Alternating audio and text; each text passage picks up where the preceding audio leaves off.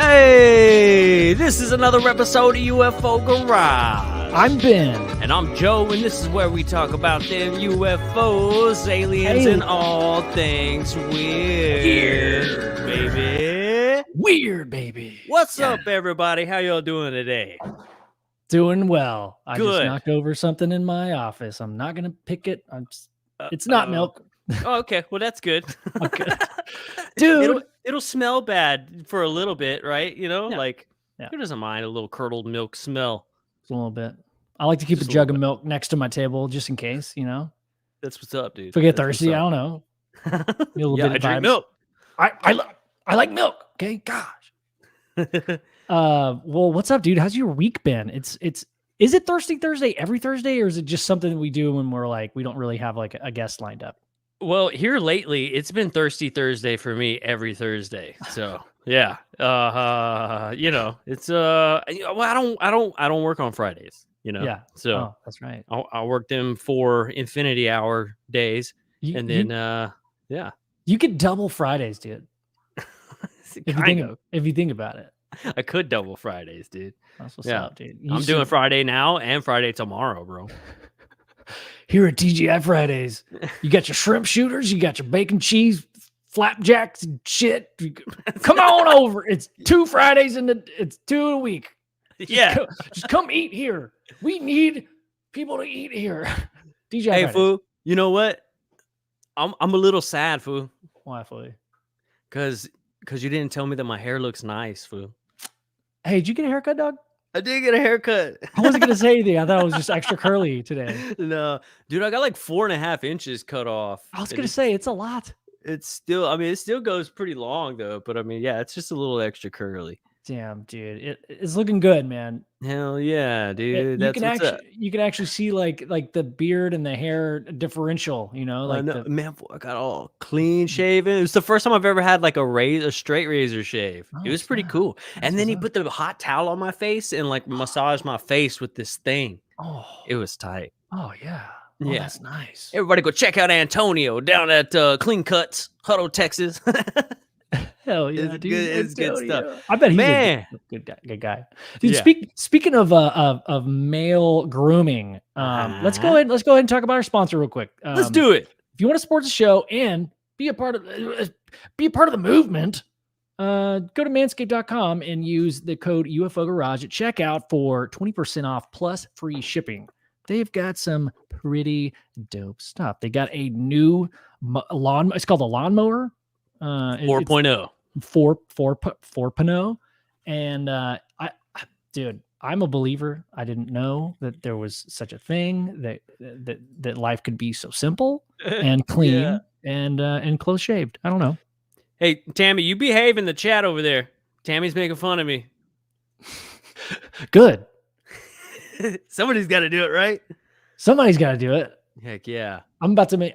I've been meaning to do this. We gotta give Tammy her wrench. Let's see.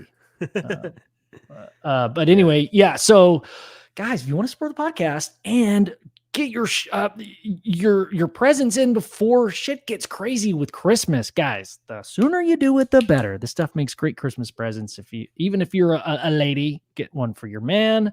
Get some stuff for your man. They've got ball toner. They've got sprays and ointments and lotions. Cremes and lotions. Yeah, dude. So yeah. And if you guys are coming to the live event December 4th with Terry Lovelace down here in Taylor, Texas, and you get the itch maybe to get some ink, go check out my man Tattoo Timmy right there. Let me hide out this phone number again. But I definitely want to give out all of his good stuff. tdermographics at gmail.com. The guy does amazing work. Go check him out. He's actually the one that's going to be doing our tattoos for our 100th episode. Yes, dude. I'm so stoked. Yes. Yeah. I'm ready. It's going to, as soon as I can. Like, I mean, we should schedule it for early December. We should. Are you going to be ready for early December or what? Yeah. Can you come out and play in early December? I got my bubble suit. I'm ready to play. Nice, dude. I've already called your mom. Hey, I don't even tell her who this is. Hey, can Joe play? Oh my gosh. I'm sorry. I'm having a hard time adding Tammy to the wrench. I can't figure it out. I did it once and I'm typing her name in and it doesn't show up under community. So I don't know. I don't know. So you did it like the same way you did it last time, dude? I think so. All All right. Let's move on. I'm sorry, Tammy. If somebody can help me out, let me know. After the show, we can do a little tutorial. But Tammy deserves her wrench as soon as possible. Yes, Gosh. yes. Okay. Well, let's get on with the show, dude. We have an amazing guest tonight. I know. I'm pretty excited about this, man. We have got Miss Barbara Jean Lindsey in the house with us tonight, man. I'm excited to get into this. Yes. She's got an amazing book called "Dying for the Light." Just want to show you, and this particular book though was amazing. It was so good. I mean, it's a very easy read. Ben could read it. I mean, it's pretty good. What are you laughing at, dude? That's true. Ben likes to read, dude. Small books. Small books. Well, let's bring her in, man. Heck yeah, Barbara. Hey, hi guys. Great to be here. Good. I'm so glad you made it. Thank you so much for coming and hanging out with us two dummies for the evening. This is gonna be a lot of fun.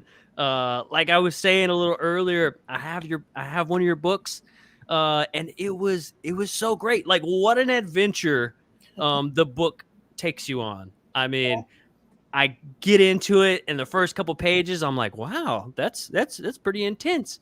And then I get into the rest of the book. And I almost had to go back a few pages to see if I missed something because, and I didn't.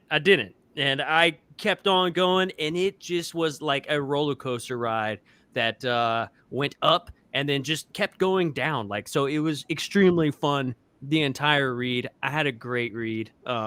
Thank you for making this book. Oh, thank you. Thank you. I mean, you can't make this up. You know, it's what happened. And so it's like, yeah, it took me a long time to put it in some kind of word form because it's like, well, what happened? You just go, you know, you can't describe it. You can't explain it.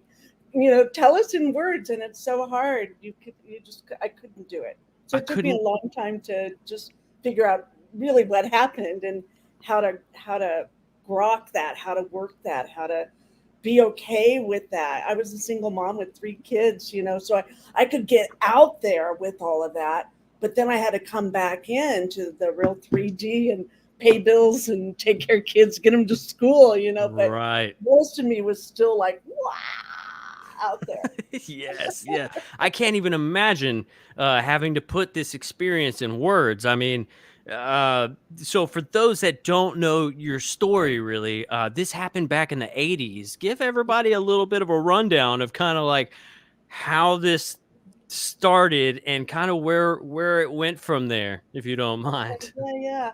It was 1989, and I was a single mom. I was going through a horrific divorce, and I think there are good divorces, but so far this life, I have not had that. So I was going through a really intense divorce, but I also was a seeker of truth. I really knew that there had to be more than all the stuff. Like I had the really beautiful house, I had the vacation, I had all the stuff, and all my friends would say, "Well, you should be happy." I had a business at the time. I had a fine art gallery.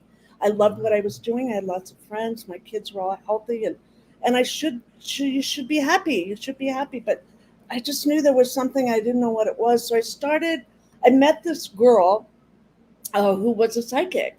And at the time I was a practicing Catholic. So for me to talk to someone who was psychic was like, it was like talking to the devil itself, you know, back then. It was like, what? Oh my God. And she was dressed in black. So that made it even worse, you know? So I talked with her for a while, and then she said, "Hey, I'd like to give you a psychic reading." And I said, she says, "Come to my school and we'll give you one." And so I did. And I went and had the reading, and it changed my life because how could someone know me that well in just a matter of minutes? And so there were a group of psychics that read me. So I started taking psychic classes to learn about this because I thought it was so exciting, right? To self-discovery. Like-minded people that are trying to look at new things, new ideas. And back in the 80s, I mean, there was no internet or anything. So you would go to conferences and things like that. But so I was just minding my own business. And that morning I woke up and there was like this white web around me, and I started to get out of bed, and then I said, what is that? I don't have time for that because I got a lot of things to do today. So I laid back down, and then I got back up again, hoping it would go away, but it didn't. And what that kind of web did was kind of keep me out of sync for the day. So I was, during the day, kind of went on this discovery of what's wrong. Can someone see what's wrong with me? And so I went, I'm giving you the short version. Okay. My book, it does a lot of detail, but, and you can stop me whenever you want, but you going. Okay. So I went to, my friend came, to check on me because she was a psychic at the time. And she said, yeah, your auric field looks really weird. You look really weird. I think we maybe need to go have you be checked at the psychic school. Well, that made sense to me because I thought, hey, they have seen everything at this point. So whatever's wrong with me, they'll fix it in 5 minutes and I'm out because I don't have time for any of this. So we went there, and the guy basically said, get out of here, because my energy was like affecting the whole energy of the school. It was erratic. It was high. It was, whatever it was putting me in a little bit of a very much, shall we say, fear state too. And I didn't want to go into fear, but it was out of my control. Whatever was happening to me was out of my control. And my teachers, the people that I thought would help me, didn't want to have anything to do with it. So that night I went to a women's healing center with all psychics there. There were about, I don't remember exactly, but 35 to 50 women that were psychics there. As I'm walking into the building, I started having a lot of pain in my chest. So much so that a lady came up to me and she was told to give a stranger an inhaler because they would need it. And so she says, I think you're that person. And I go, I think you're right. And so I took the inhaler and she walked me very slowly into the building. And all I remember is walking into the building. It was cold. And so everyone had scarves and coats and everyone was talking. And it was getting worse and worse for me. I couldn't breathe. And so the next thing I remember is I passed out. What they remember is a totally different thing. And then I go on a whole different, journey. But when my body, when they picked me back up, they sat me in a chair and I full body channeled a being that wasn't me, that had a male voice, very loud, and scared the hell out of all the women that were there. And I turned a little bit of a green looking color. And he said to the women that he was an Egyptian being. I'm an Egyptian being, just like something like out of a horror movie or something. Yes. And he said that he was there to kill me because I had information that couldn't be given at that time. And so he collapsed both my lungs, and then they started giving me mouth to mouth. And then the ambulance came. And as they were taking care of me, I was really fortunate to have a group of psychics who were also reading the energy. So they could read what was going on. That's what you do, right? So as I was being put into the ambulance, they were reading it. And what they saw, and this is back in 1989, okay? I swear all this is true. It's a good year. I won't make this up. Yeah? Good year. So I'm laid out. And so as they're reading it, the being who's trying to take over my body, Thor, comes in. I swear to God, a being called Thor, a Greek demigod, comes in and kicks ass on the Egyptian being and says he can't kill me at that time. And they go to battle. This is what the psychics read. And he saves me. And so later, much later, many years later, I did have a hypnotherapy session on this, but nothing really came of it. I still was too traumatized even 30 years later to okay. Right? I have a question. Yeah. This is awesome. Okay. So no, I'm really interested in like Egyptian we're like 5 pages in the book right now, by the way. Dude. Okay. Okay. Can we maybe go back to, okay, so a lot of it near death experiences happen because of like car accidents or like heart attack or like during surgery. And so can you maybe describe in detail, I think you just did, but like you were at a retreat with other people, so you weren't in like any kind of like abrupt accident or anything like that, correct? Correct, correct. I was Yeah. just I was having trouble breathing, and I Yeah. am an asthmatic. Mm. So I'm used to. I always have an inhaler. I know how to deal with it. I go into meditation. I take my inhaler. If it gets worse, I take some other like prednisone or something like that. So I knew how to keep it under control. I knew Right. how to. But that night, it was beyond me. The whole thing was a setup somehow for me to have this experience. I think much later, looking back at it, so that I Wow. could have this whole destiny that I've had, that I would just be fine just being a single mom. Okay.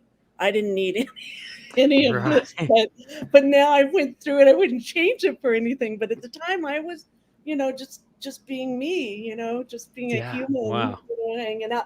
I love being a mom. I love doing my gallery, so I didn't have any reason for any of this, Yeah. Right, right. So, So, Ben, you personally have had a collapsed lung, I haven't you? have. I had I mean, it's called a spontaneous pneumothorax. And most people, when you say that term, they're like, I don't know that dinosaur. But yeah, like apparently it happens quite a lot. It happens a lot. I was like 2019 maybe. And I was smoking cigarettes, but at the time, but like, dude, I wasn't like smoking 12 cigars a day. So anyway, the doctors later realized like it had nothing to do with cigarettes. It just happens to certain people just randomly. Like it's called the spontaneous. That's why it's called spontaneous. But yeah, dude, I thought I was gonna die. I didn't have a near death experience. I don't think I crossed over into any sort of realm where I didn't speak to any entity like yourself, Barbara. And this is why I'm like so fascinated by it. I wish I had, I don't know, maybe even like talk to somebody. but Maybe, the pain is that the pain is so excruciating. I never felt anything like that before. And I had 3 children. Okay. oh, wow. So So you I had know already 3 when you say children. one lung, that's, I get you. I get you. dude, now you can hold that over your wife, fool. I, Yes, yeah. It's like, I I'll had be a right baby. back. Well, I had a collapsed lung, and Barbara said it's worse than having 3 kids, and you've only had 1. Barbara So, said, It's your Barbara get said, out of jail free card, yeah, okay? yes. I love it. Oh my Yes. gosh. I wanted to point out the fact that at the beginning, you said you had this web on. And the reason I'm pointing this out is because it's exactly what I would have done. He said, I got this web around me and I was feeling weird, but I had so much to do that day. So I went and laid down because that's what I would have done too. I'm so busy. I guess I'm going to go take a nap. You have time for it. I'm still kind of like that. I'm kind of a doer. I get a lot of things done in a day. I'm still kind of have a lot of energy for my age. I have a lot of energy. I'm 69. So, I get a lot Wow. done. I'm starting, like a major tech startup company right now too. So, so, How cool. so yeah. So this thing changed my life forever, though. It irrevocably changed my life forever. This experience. Right. Yes, yes. I So you don't really like that's kind of what I thought was fascinating about this is that like you don't really remember kind of like what happened, right? These are all like other people telling you kind of like what they witnessed, right? Right. Which is Yeah, interesting. I have the part where they witnessed it to the point where they called the ambulance and they were giving me resuscitation. It was really a matter of life and death any minute. So I had the hospital and the people. I had a whole bunch of psychics praying for me and for what I was going through, and then I had all of the medical team working on my body frantically, giving me as much of the defibrillator as I could possibly take. Yeah. And I remember talking to the doctor like 5 years later. He said he put through so much juice through me that he thought, what the hell? We're going to lose her anyway. Let's just, he was experimenting on me. Let's just give it to her, Dr. Frankenstein over here. It was like a Frankenstein thing. But I have this big vein that comes through on my arm and down into my heart, and that's from them giving me so much electricity. And wow. Later, when I made it through it, my whole body felt like it was fried on the inside from all of the electrical charges from all of that. Wow. But after they did that, so my body's in the medical ICU. They call my family and they're like, no, I'm going to die any minute. My sister flies out. My family kind of likes that kind of stuff, trauma. So it's all this trauma. I'm in the hospital. And as my body's there, in that moment that the excruciating pain was too much, it was like 100,000 knives in my chest. And you can relate to that. And so in that point of pain that I couldn't take anymore, I popped out of the body. So I have total memory of popping out of the body. Wow. And that's where I go on my own journey, very separate from the people. The people are seeing my body, a vegetable there, so in a coma. So I was in a coma for 2.5 days, almost 3 days. Wow. And so I laid in that comatose state, but my beingness, my consciousness went elsewhere. And that's what I write about in the book. And so I could keep going or whatever you want me to do. The way you describe it when we're going to get into this next part, where you went. And yes.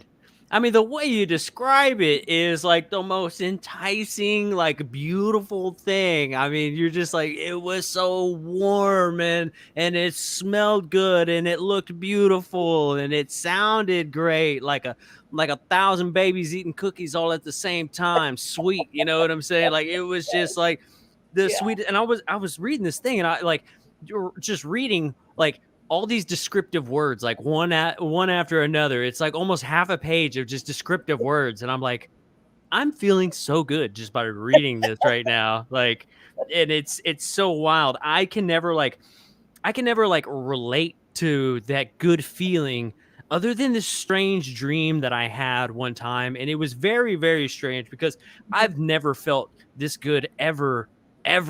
And I was actually kind of sad, like when I woke up for some reason. I don't know, but it was like just like this nice little like pinkish kind of red vibe, and it was just everything was soft and like I could remember like talking to, I guess, people. I don't know what they were, but like whatever it was, everybody was so friendly, and I felt like I was drinking this like pinkish drink, and then somebody said to me, "You gotta go." And I was like, no, I'm good. I can hang out for a little while longer. And then like, it was almost like this thing, like, I guess not scared me, but definitely like kind of almost pushed me like out of this dream. And then I woke up and I was like, oh, what a sad day. Like, but I don't know what it was, but I've never experienced anything like that except for in that dream. So anytime somebody describes like an amazing feeling, that's where I go in my head. And I can only compare it to that because like that was the greatest feeling I've ever had. So, but what you described, I can't even imagine that.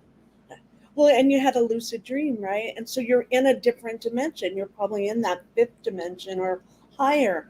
And when you come down to this 3rd dimension, after I had all those experiences, then it's like taking a gallon of milk and putting it into a thimble, right? That's old school talk. I don't know what you would call it now, but I know what a thimble is. Okay. I know what a thimble is too. It goes on your thumb. It's Peter Pan.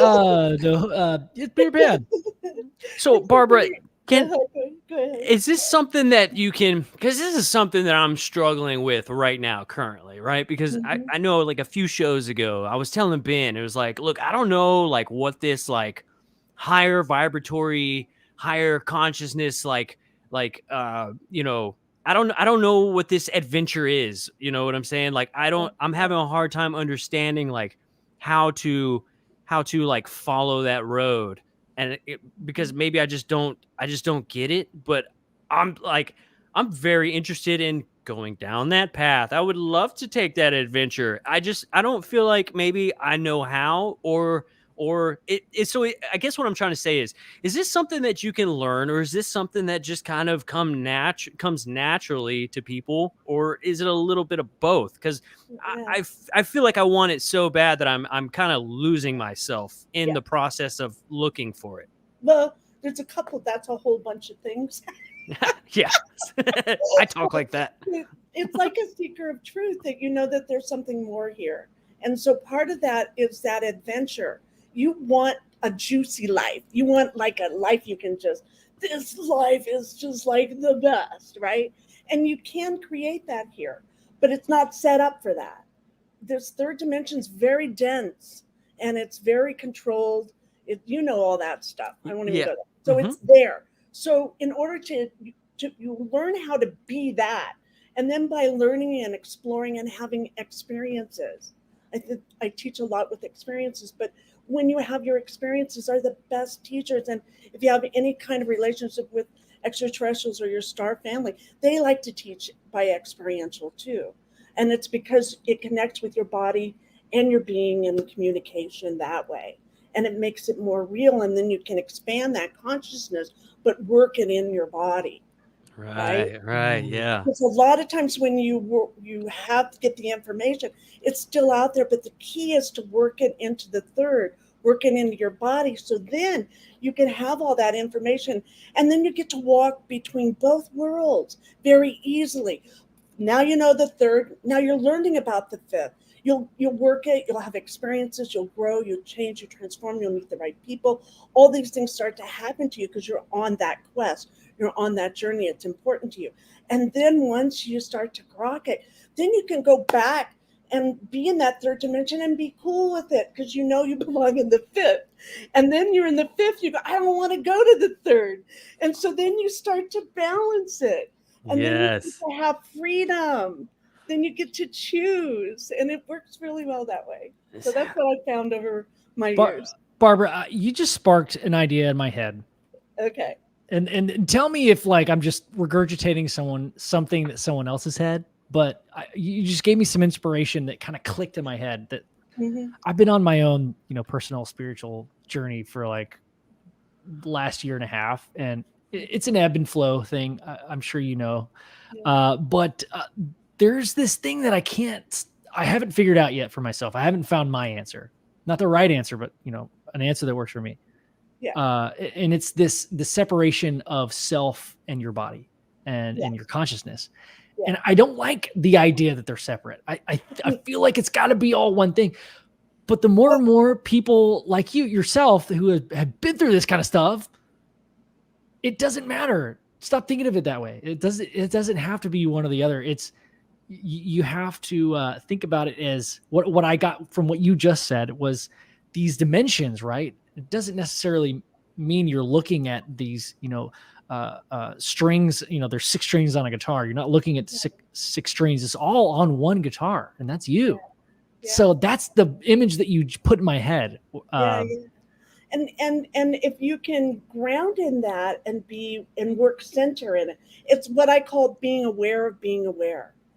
Ooh, yeah. I like that a lot. I am aware of where first, that's how it all starts.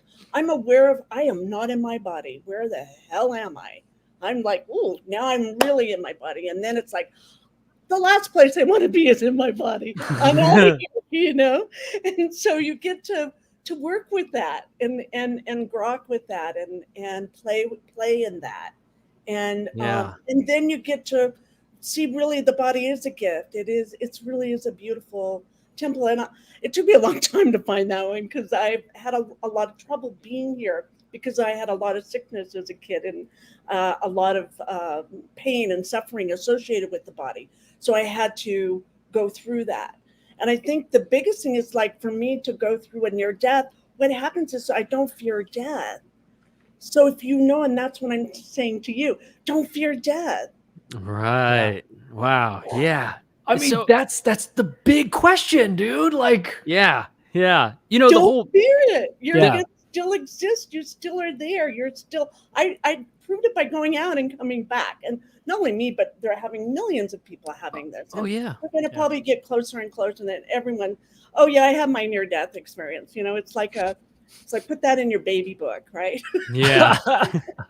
So the being aware of being aware, right? I think when we talked to Geraldine, she had said, it takes a lot of practice to, be basically what you said, to like be aware that you're aware of what's going on. That's how you kind of like bring yourself back to yourself. Right. I am a daydreaming fool. Like I will drive 3 hours and not look at the road one time. Yeah. I don't know. Eating pocket cheese the whole time. I have always been that way. I've always been a daydreamer. My head is always in the clouds. But since we had talked to Geraldine, I have really like kind of focused on like, be aware of being aware. What am I doing right now? Okay, I'm focused. I'm here. I'm experiencing what I'm experiencing. It is exhausting. It is exhausting. But you don't have to do it all the time. You grow. It's like growing a muscle. Don't try to get it there by 5 o'clock. Right. Yeah. So there's the next part of that is you surrender and let go. Uh-huh. That's what a dreamer does. That's what's so beautiful. We need artists and dreamers and people that know how to trust and let go and let it come to you. Yeah. So then you open up and it gets to come to you. And so you get to work all these different parts of yourself. It's quite a trip you're on. It definitely is. It just makes me wonder, like, man, like how much information or help or messages have like been sent my way, and I've just completely swept them under the rug because I'm just not paying attention, right? Like even when I am just daydreaming, like I'll think of stuff and I'll be like, oh, that was cool, and like 3 seconds later, it's gone. Same thing like with dreams. I've tried to like kind of jot down dreams and stuff like that, and like. I'm so bad at like just schedules and like keeping just a thing to do. Basically, I hate it. I swear, if I wasn't married and like didn't have a kid, like I would probably be homeless right now because like I just like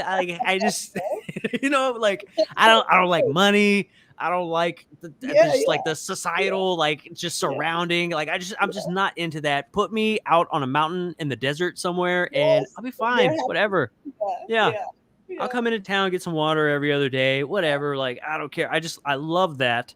So I have a hard time, and a lot of times, you go to Star Wars, and the fear leads to anger, and anger leads to hate, and hate leads to the dark side, and it's just like. You never want to go down that path, but like at the same time, it's like, I always have to shift my way of thinking. Like I get so frustrated with just society in general that I really have to it's like work to like pull myself back and say, look, this isn't about everybody else. This is about you. Like, and I do, even though I am a daydreamer, I have a big like control thing. Like I want to be in control. If I'm doing something, I want to do it, like even if I don't know how to do it, don't tell me how to do it because I know how to do it, even though I don't know how to, I've just always been that way. I'm very independent, I guess you could say, so I struggle, man. And I try to work on that so much, but it's exhausting, but it's good to hear that, it's not something you got to do by 5 o'clock, work on it, you'll be okay. And you'll work through it as long as you're going forward. You always go back a little, and you go forward a lot, or you go forward a little, you go back a little, and you go forward. But love yourself. I know this sounds really hokey, okay, but I swear, love yourself through the whole thing, because we're conditioned to hurt ourselves. We're conditioned to not like ourselves. It's more normal to say how screwed up I am in the morning instead of saying, hey, I am really friggin' amazing. Right. We don't do that. We're conditioned to not like ourselves. And so break that. So I started breaking that habit, so I am cool. That's hard to say still, but It's about letting go of all our pain and suffering. However, we put that pain and suffering in ourselves or in our body or in our friends or in our family. Stop it. Yeah. But the way you stop it is you be aware of it. You have to be aware of it. A long time I was, about my weight. I'm fat. Okay. Even when I was up on the ship and saw my body laying on the table, you're like, oh, you're a little chunky, but you don't look so bad. And so, but delicious. yes. So it's about, loving yourself, loving your form. But there's lots of different ways that we don't like ourselves. And it's so sad. And we have the power to change all of that. But we have to be aware of it first. Because I wasn't even aware that I was hurting myself over that. I was doing it to me, not anyone else. But I was doing that to me. So when I figured it out, I got pissed, and then I changed it, Can I interject just for a second, Barbara? By the way, I just love your vibe. You got a great vibe. That's what we love in the garage here, just this positivity. And I want to speak to that really quick because I've heard a few near-death experience. I've seen a couple documentaries and I've never actually talked to somebody that had a near-death experience. So this is kind of surreal for me. Like I'm just so glad you're on the show. Thank you again for hanging out. So what I've come to notice, and maybe you could speak to this, is that I have not heard a negative experience once from a near-death experience. There's no mention of hellfire or I think there are some if you look for them, but I think you really have to look for them, and that way you prove that you're right, and maybe that's how you're hurting yourself. No, just kidding.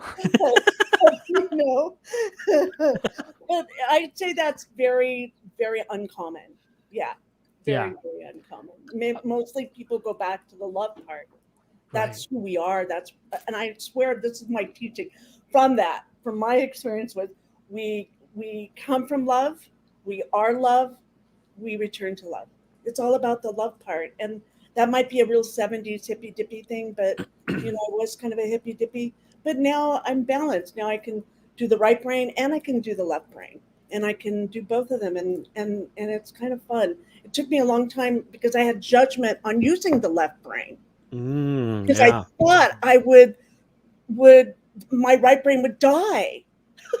I know it sounds funny, but I swear. And so I started to use the left brain. I've been working with all this with the left brain, and I'm having a lot of fun because the left brain can be equally as creative as the right side of the brain, and I didn't know that.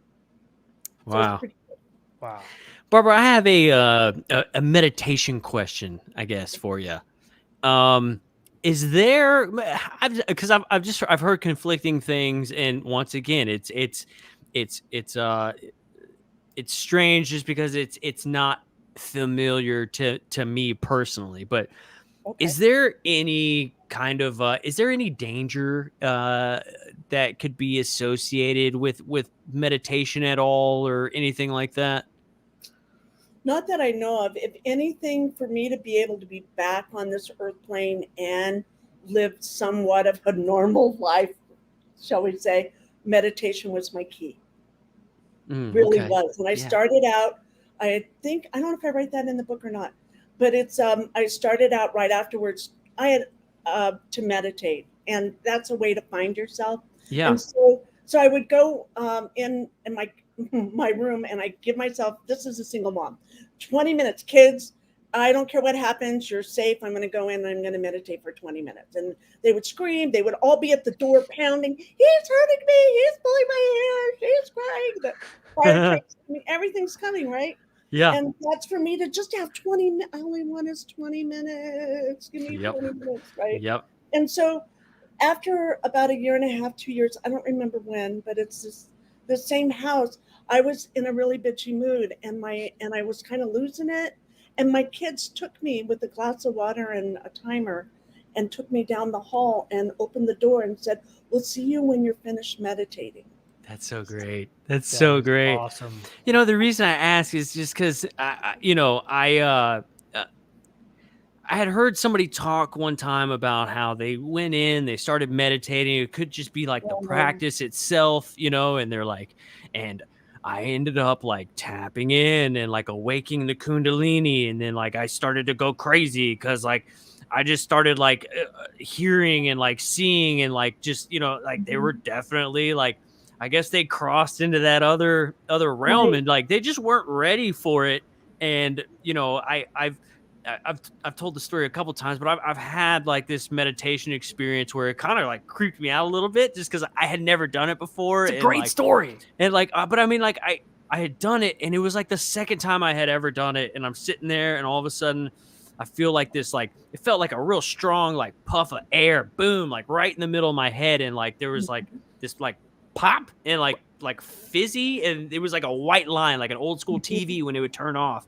It, like did it in front of my eyes and it kind of shook me up a little bit. And I was like, what in the heck was that? Like I physically like felt it.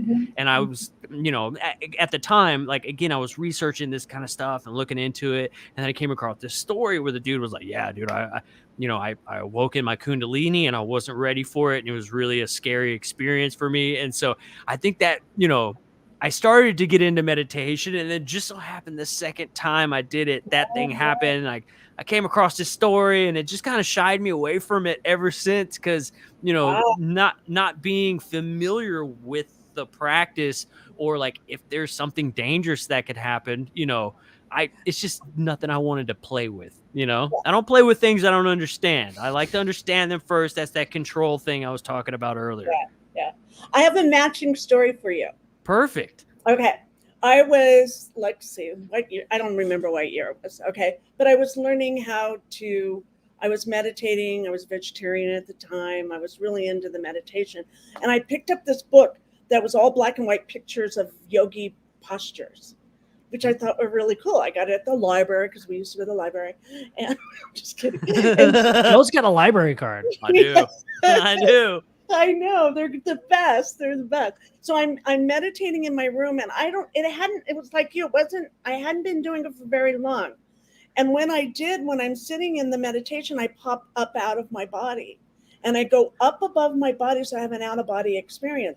The moment I go up out of the body, I shoot up above the roof of my house, right? Oh, wow. And I look down and I see my body down below and I go, what the, Yeah. And the moment I go into fear, I slammed right back down into my body. So I didn't know what to do with that. So I called my friend who was the yogi, the teacher, right? And he didn't know what to do with that either. So I did what you did. I closed it all down and I didn't do it again because I was afraid. But I think what happened, the teacher will come.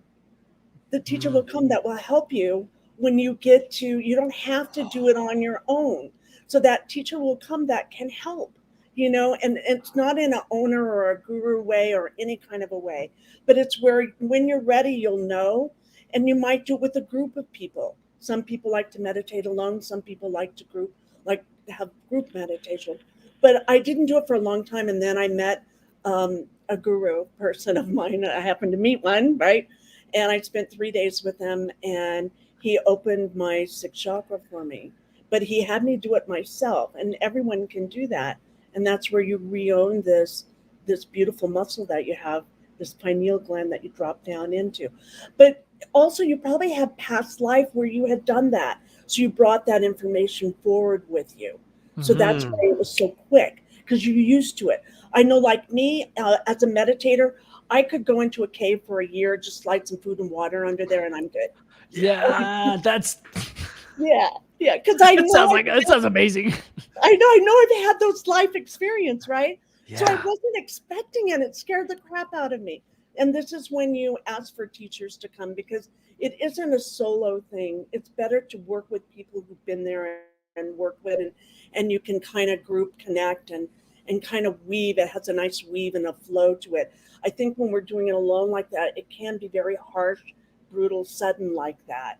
So I think if I was doing it with someone who knew what the hell they were doing, see me go into that, then they could say, hey, and you probably pushed it. I pushed it. I'm that kind of person. I just wanted it all by 5 o'clock. Boom, let's do this, right? I'd been Yes. fasting. I think it was my 10th day fasting. Oh So wow. I didn't mess around. I'm going to fast for 10 days. I'm going to go see, let's see what this is. Wow. So That's that's intense. I had a cheeseburger before I meditated. You know. that's smarter. That's smarter. I need to find that person. It's kind of difficult here in Austin because everybody's all hippity dippity and they all think they're some kind of guru, like just because they wear yoga pants. But like, Yeah, yeah. so I gotta find that right person, because it's something Even a meetup online where you just do some yoga works together. Even with the group, so no one sees you, can be in the back corner, but just to gently open that up again. yeah. Just because you're not that same person anymore. I bet you could handle that much easier. And you could work it. I know you could. And just heal it, because you've done a lot of work on yourself. Yeah. And you know who you are now. So now's maybe a good time to take a look at that.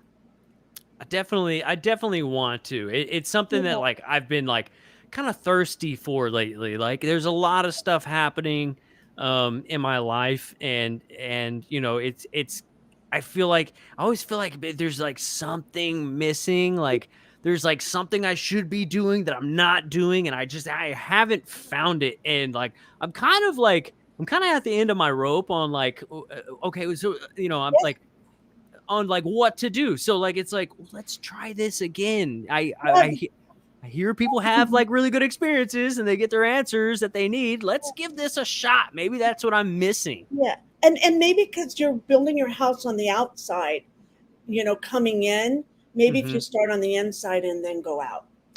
Yeah, I am a landscaper, so like not an interior guy. So outside is usually where I start. How did I know that? No, just kidding. My sunburn and my slightly Mexican accent. Exactly. But and I would go slow with it. Respect yourself, just go slow with it. Just be gentle with it. You'll know. And you might, for some reason, I'm getting that it might be a good start in water. I don't know if you have a hot tub or some kind of water bathtub would be a good place. I don't know why. Go swim in my pool, dude. Dude, I need to. Yeah, because Yeah. I'm more of a wine guy. Yeah. Hey, yeah. wine and pool hand in Wine's hand. always good. Wine's always good. Yes. That might actually be a good idea. Water. Man, because when I was younger, my mom actually ran the city pool and I was like a fish. And as I got older, it's like I hate the pool now. But like what a poetic turn of events that like I would open myself up in the very thing that I dislike in the first place, like Yeah. that would be pretty interesting. So Yeah. I definitely want to give it a shot. I'm gonna do it. I'm dedicated now to do it. I'm gonna stop being scared of it and give it a shot. Just try it, and you don't have to do it every day at 5 o'clock till 6 o'clock. Right. Right. I definitely won't. I don't have time for that. I know. Just whenever you have that moment, just maybe this is a good time. And I always ask, not that you have to do what they say because you have a body and they don't, so you have seniority. So it's like you can ask and say, hey, all your guides, you have ancestral guides, you have spirit guides, you have animal guides. There's a lot going on around you that we don't see. You close your eyes is when you really see what's going on around you. And so you can ask them for help and for guidance that your teacher come. Just say, I'd like to really do this. Bring me the best teacher in the world. Boom. And expect it. Man, that's another thing that I'm very interested in is getting some sort of like past life reading of some kind. I've told this story to a couple people and they all have some sort of, psychic ability of some kind. And they've all kind of said, I bet you had a very interesting past life or something about your past life, and it's like, I want to look, I want to know. I'm kind of interested. Like, let's do it. Let's do it. Yes. Yeah, I could give you a past life reading right now. Oh, wow. Can you really? Yeah. Like right here live on the... Yeah, for sure. Yeah. Dude. What do I do? I feel like I'm gonna like hang out. I'm just gonna watch this. Like, Let's yes, see when it happens. we've been waiting for this to happen. We're like, hey, me and Joe have this convo. Like when it happens, it happens. We're not going to force it, but I mean, it doesn't have to be. I'd love to do it. I'd be honored to give you a past life reading. That would be awesome. What? Okay, so what do I have to do? I mean, okay. Well, you don't have to do anything. You just have. Okay, you do have to do something. You have to go and receive. I have to go. I have to go and receive. Okay. I feel like I need to step out for this so we can concentrate. And Ben, I could do one. I could do one maybe that you guys had together, because I'm sure there is one. Oh, just don't say we were married at some point. You're like, yep.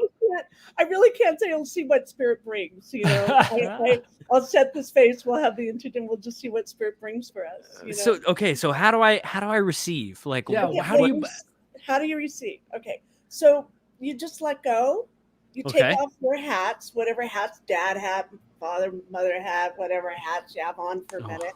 I've been waiting to take these hats off for a long time. I know. You just take them off, and I'll put on my more psychic hat, that psychic hat, and I got that from the NDE when I came back. My psychic powers were turned on 100%, and I didn't know how to turn them off. It took me about 3 years to figure out how to turn them on and off, and so that's a whole nother story in itself. So yeah, I've done about 10,000 readings. So wow. I have a degree of mastery at this. So just so you know, okay. I don't mean that in any kind of, but I'm impressed. I'm bringing out the big guns here so that you can relax and let go. And okay. And so the way it'll work is I'm going to close my eyes. I'll probably take off my glasses. So close my eyes. I'm going to go hit my psychic space. And when I do, I want you guys to just keep your eyes open. Okay. And our readers can kind of tap in and see what they get. I mean, our listeners, if they want to they can kind of tap in and see if they get information too, because they might. So I'll walk you through, if you want. I don't have to. I could just give you the reading, or I could walk you through my process when I do a reading. Yeah, that'd be great. I mean, I think that'd be great for everybody to hear, for people who don't know, because I don't even know how this works. The fact that you said that you're like a master is awesome. That's way better than Brittany and her yoga pants that I don't trust. If you take your glasses off, I'm putting my glasses on. So just let me know when you're ready. Okay. So the first thing I'm gonna do, you guys just be you. Okay. And what I'm gonna do is I'm gonna close my eyes and I'm gonna put down a new grounding cord. It's a new grounding. Sometimes you ground with your feet, which I can do, or you ground at the base of your spine.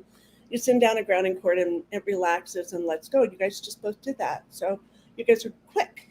And so then I'm going to check out my chakras. So I'm going to turn down my first 3 chakras. I'm going to turn them down a little low. You guys don't. Just stay where you are. And then I'm going to turn down these lower chakras. And what that does, it brings my energy into my upper chakras. And this is where I get my information, not on the body level. We need that body when you're in survival or when you're working or driving a car and all that, but not when you're doing a reading, right? And so I turn down those lower chakras, and then I'm going to say hello to my heart chakra, and then I go up to my 5th chakra. Then I go into my 6th chakra. I'm going to drop down just a tad into that pineal seat there. Check it out. Hey, how you doing? We're going to do a reading for these guys. We're going to have a lot of fun. Woo woo. And so then from that 6th chakra, I'll go up through the crown, and I'll just kind of do a 360 around. Sometimes because I am who I am, I'll flick my Bic and I'll just around to all of my guides and all of my wisdom that I'm hooked up with, and my ancestors and my, whoever wants to show up for this particular reading. And then I give thanks and I connect with them, connect to my divine part of me that is bigger than life. It's bigger than this body. It's bigger than this world, actually. And so I just connect with that, and I give thanks for it, and I hold it for a minute, and then I'll come right back down into my 6th chakra. And you guys just stay where you are, and then I'm going to close my eyes. And when I do, I put out a screen usually, and the information will go on that screen. I'll bring in my auric field. I'll put up my protection symbols. I do a few other things we won't go into, and I teach this. And so from this point of view, then I'm up in the 6th chakra. I'm aware of being aware. And I set it with an intention. Great Spirit, Mother, Father, God, all that is, all that was, all that will be. We ask for a past life reading for our dear, dear friends here, for for Ben and for Joe, and we ask for you to give them clarity and permission to explore their consciousness on this earth plane in these beautiful human bodies. I hope. Okay, and so now I'm going to I can do them both at once, or I can do them one at a time. I think I'm going to do Joe first and then Ben. Is that okay? Perfect. Okay. So Joe, if you say, and you can just, and if you get anything, Ben, let me know, because you might get something. If you close your eyes, you could kind of tune into what I just said. Love this. Yep. Okay. Okay. And because we all have this ability. We all have it. It's like exercising a muscle. We just tune in and we start to use it. It's really a cool tool to use. Okay. And so Joe, then if you could say your whole name, or if you can't say your whole name, whatever your name is, 3 times for me, I'm going to go in, and in that tone, I'm going to connect with you as spirit. And then I'm going to ask for the energy to come. And it starts like a video playing, and I'll just read that past life. Okay. And there's some other technical stuff to it, but that I won't go into. That's for later. Okay. So just say your whole name 3 times for me, please. Joe Ryan Strelsky. Joe Ryan Strelsky. Joe Ryan Strelsky. Okay, you're gonna love this. You probably someone's already read this before, but the first thing that shows up is like you're gonna laugh though. Okay, I'm sorry, I'm not responsible for what I see. Okay, I just give you the information and you do what you want with it. But it's in like that movie Versailles. I don't know if you've seen that movie, but you have the velvet coat and the doily, like, and you have this whole outfit on, and the shoes and the tights and the whole thing, and you're like perfumed, and your hair's coiffed, if there is such a name. And I'm looking at this past life, and you're in like the court. You're a part of the court, and you're a part of the court in that you have a dog, like a couple of them, not one but 2 of them, and they're almost like I want to say like a cocker spaniel or something like that. They're little dogs. They're like little dogs. And so with the 2 dogs, you're going through the court, and you're deciding who gets to stay and who gets to go. And so you have that power, and by just a mere notice that you get to say and who gets to go. And you love this. You don't like the power, but it's given to you, and you don't want to do it, but you have to do it. So you might as well just have fun doing it. So it's kind of your, and you have a lot of friends that you have a whole entourage. So you felt a lot better with a lot of people around you. And you're kind of like that this lifetime. Why are we looking at this lifetime now for you? It's because you miss community.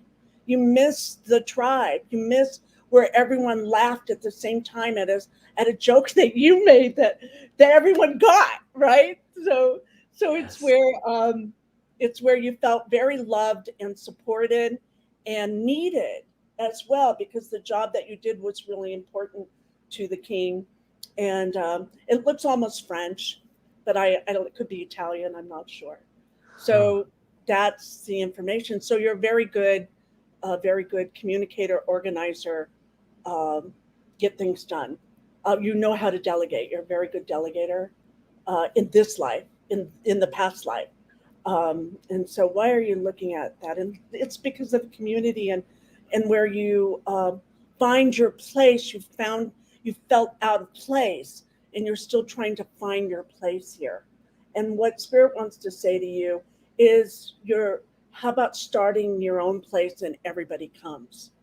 And that's kind of what UFO Garage is in a way, but also in your life where you're tired of that. So just have everybody just come to you and have some fun and celebration and celebrate life. That's part of your work. Hey, we all sign up for different things, and you signed up for celebrating life. How's that? Wow. So that's what I see for you.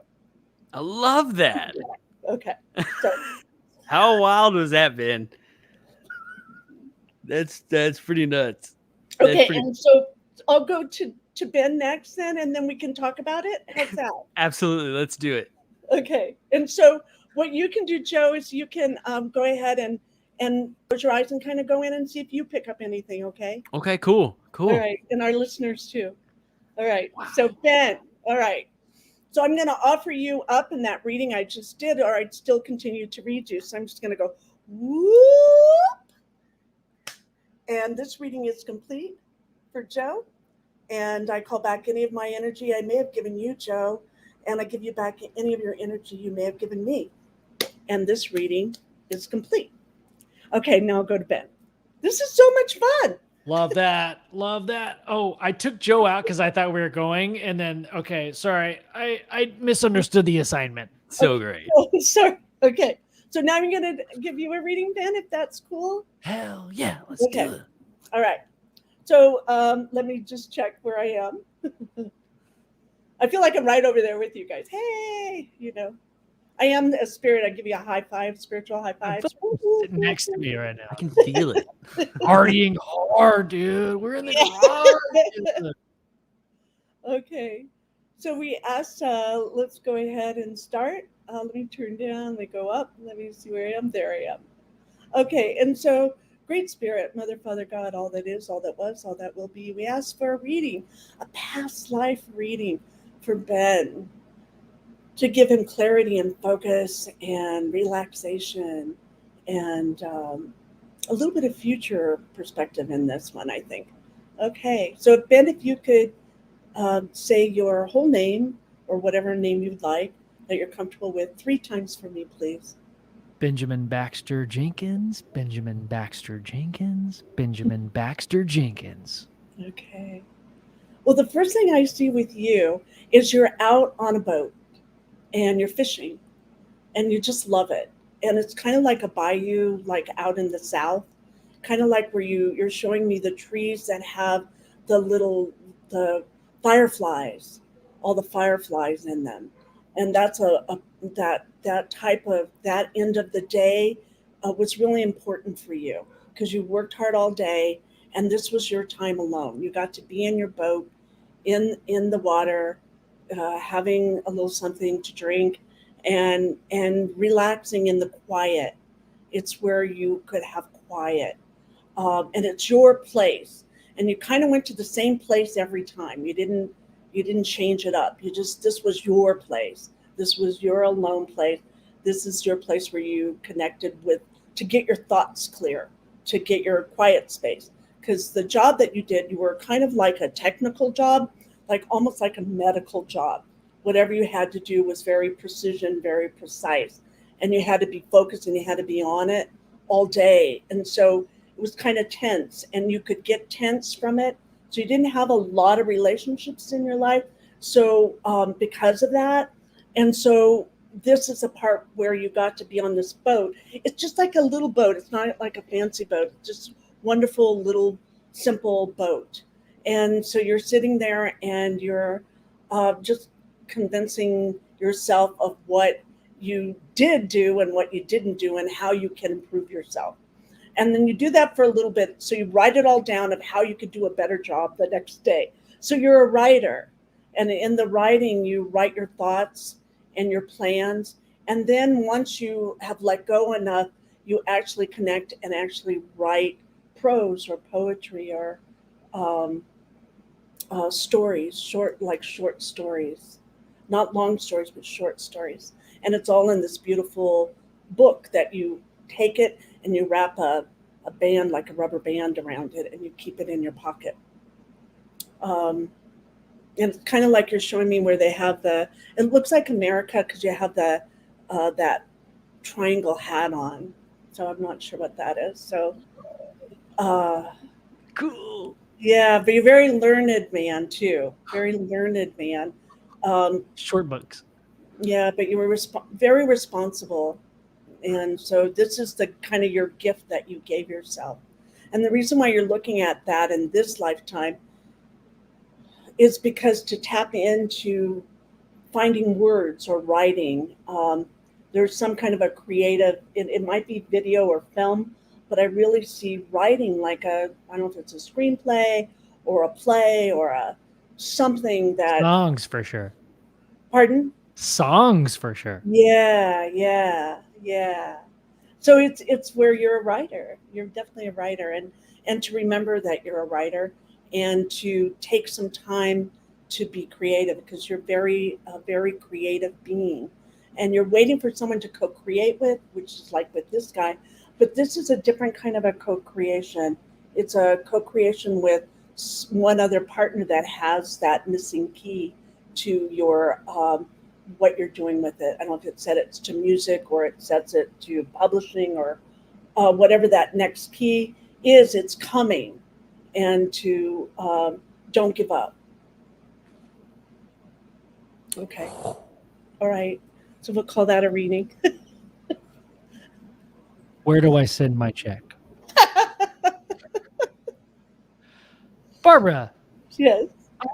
I don't know how you did it, but you just spoke to me on like such a spiritual level. And we've never met before. I don't talk about a lot of stuff that you mentioned that just hit me in the dang heart. And man, that was very powerful. And I just want to thank you for that. That was awesome. Thank you. My pleasure. It's what I do. Yeah. Man. Joe's got his microphone muted, so. Then I'm going to offer you up. Whoop! Take back my energy, give you back any of yours. This reading is complete. Dude, Thank you that's so wild. Because, like, I'm your buddy doing this show with you, but the other guy, the P guy, is Nico, the producer. Oh! See, when you say P guy, I thought of like, I thought of the shape. I thought of the shape as in like a key to a lock of some sort. I don't know. I was just very enthralled by. I was trying to figure your cadence out, Barbara. I mean, that's just what my brain does. I try to like figure puzzles out, and I'm like, okay, there's got to be a pattern here, and you picked up on that pretty quickly.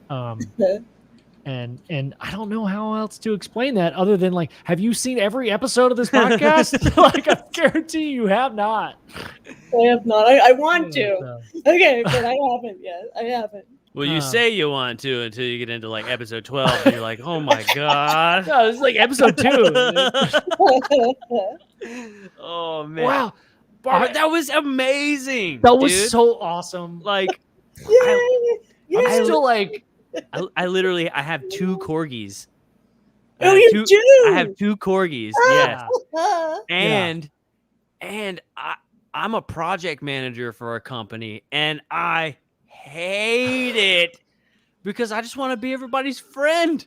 Right. And I always get so much crap because they're like, you need to be a boss and not a friend. But like, I've been given this responsibility, even though I didn't want it. I just so happened to be the guy that was standing there, and like, wow, yeah, really good at it. I mean, I still have a job. Yeah, I I mean, I've tried to get fired and they won't even fire me. So, you know what I'm saying? So, like, that's pretty cool. That's really cool. That's spot on. I mean, I love the social aspect of like gatherings and parties and like, you know, like, and when I walk into a room, I automatically get that feeling of like, you're cool, you're not, I don't like you, I wish you would go. That's so wild, man. That's so wild. Well, I mean, see, that kind of helps, like, that kind of helps with like my struggle, my internal struggle with my own personality a little bit, you know? Yeah, because you're pretty amazing, and we've had these lives that you get to bring that information with you.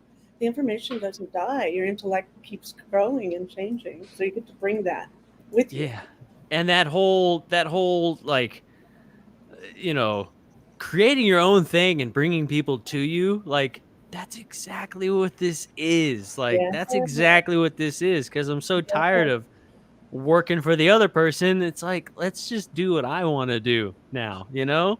Yeah. That's incredible, man. That's absolutely incredible.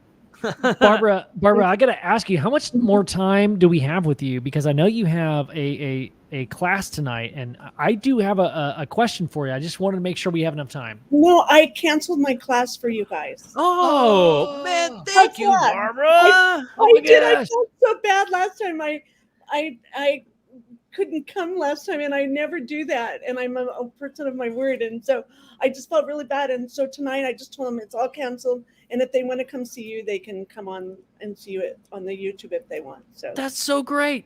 That's so great. That is awesome. Because That is awesome. we've got a few a lot more questions. I mean, we're only like page 6 in this book Yeah. right now. I mean, And everybody watching us live on YouTube is absolutely loving you. So I'm so happy to hear that. And thank you. They're we're not all hating me. Haters hate, you know. So Ben, literally isn't that knowing- crazy, dude?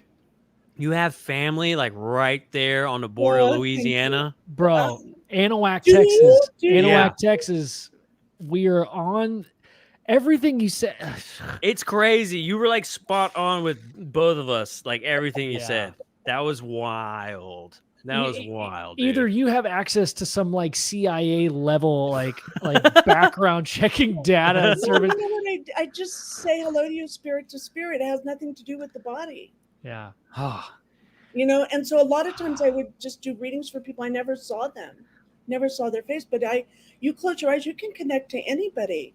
You close your eyes, you can connect to your grandmother that passed away. You connect to you can connect to your sister that lives 300 miles away. You know, there's no time or space in love.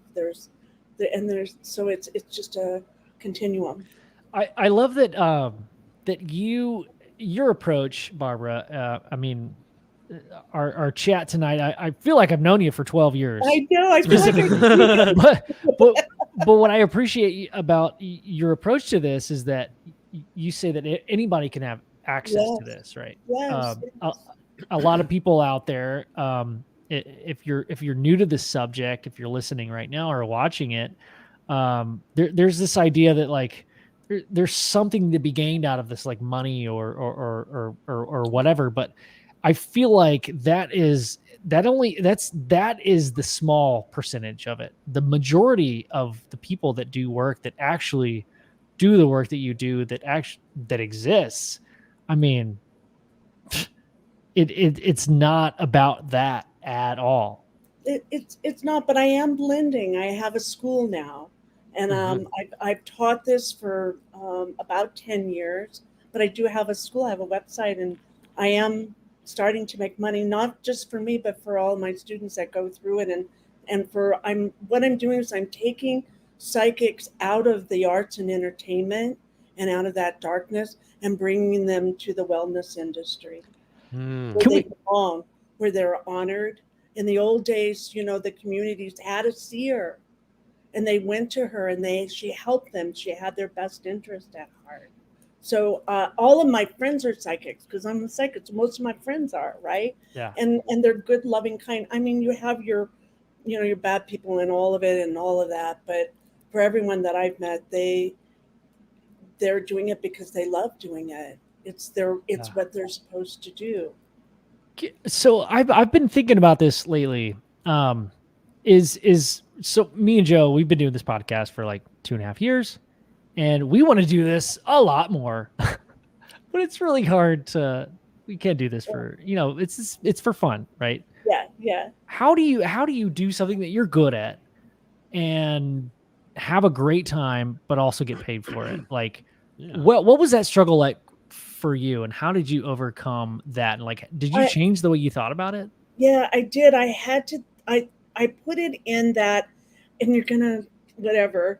I've been with lots of religion, but I think part of it was that Christ thing where if I really cared about people, I would give that to them as a gift. It's a gift. Yeah. But and I would just gift it to them. But then I saw my friends that owned houses and went on trips, and not that it's a competition, but I saw them take care of themselves, and I got to the point where I gave so much away. I mean, I could stand and people would take all day long, and so I got out of balance that way.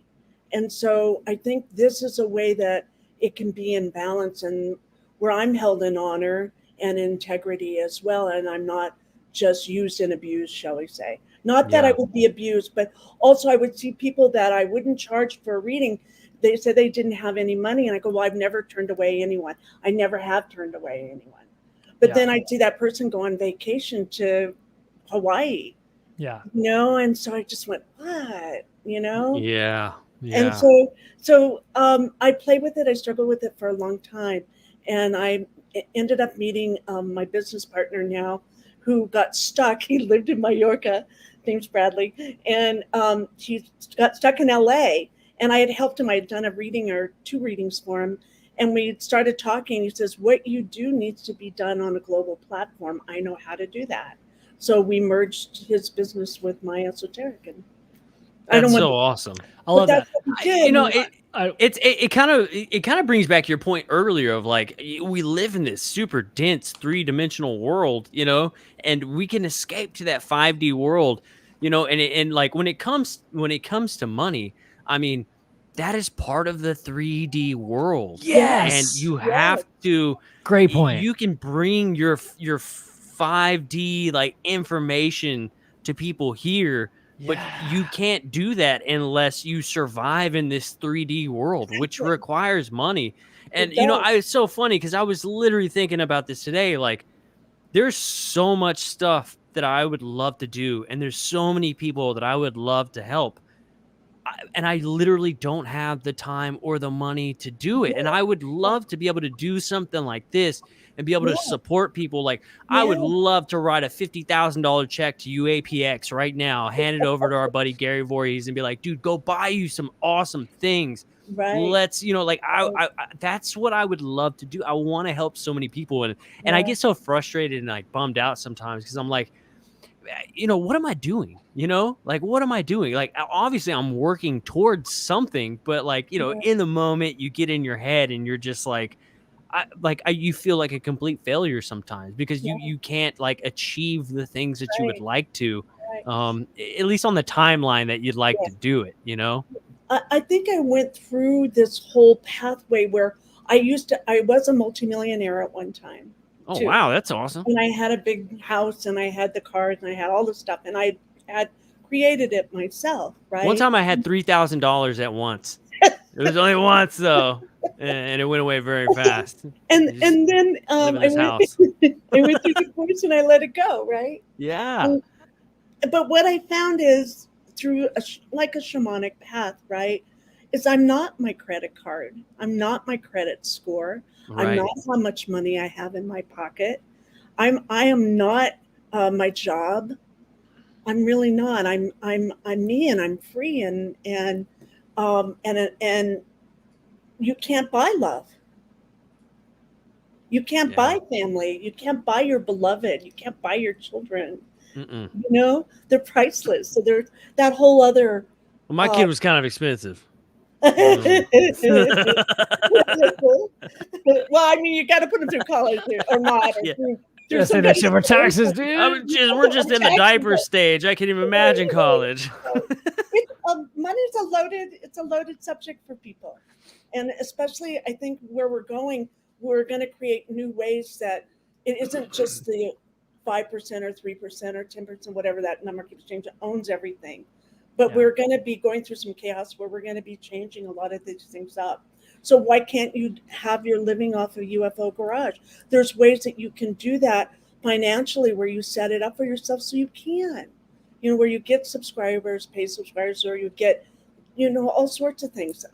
You get a good left brain businessman. If we could just live straight off of like good vibes, we would be billionaires because we got some great vibes. Like our crew that shows up to our live shows, that listens to our podcast, like just the love that just pours out each and every day. Like we're so thankful for that. It's true. But I did my show for like 7 years, and so I'm dedicated to that. I never got paid for any of that. Is that a badge I can wear? Maybe in this world, maybe, Yeah. Is that like we speak about these lives, these past lives. If we're talking about karma is just a word I'm using. It doesn't necessarily need to make this be the same thing as we all think of karma. But like, if we're talking about like life of servitude that serves not just you but others, but you don't actually get rich off of it, or Right. you live you live humbly, right? Like, but Yeah. and on the inside you feel very fulfilled. Yeah.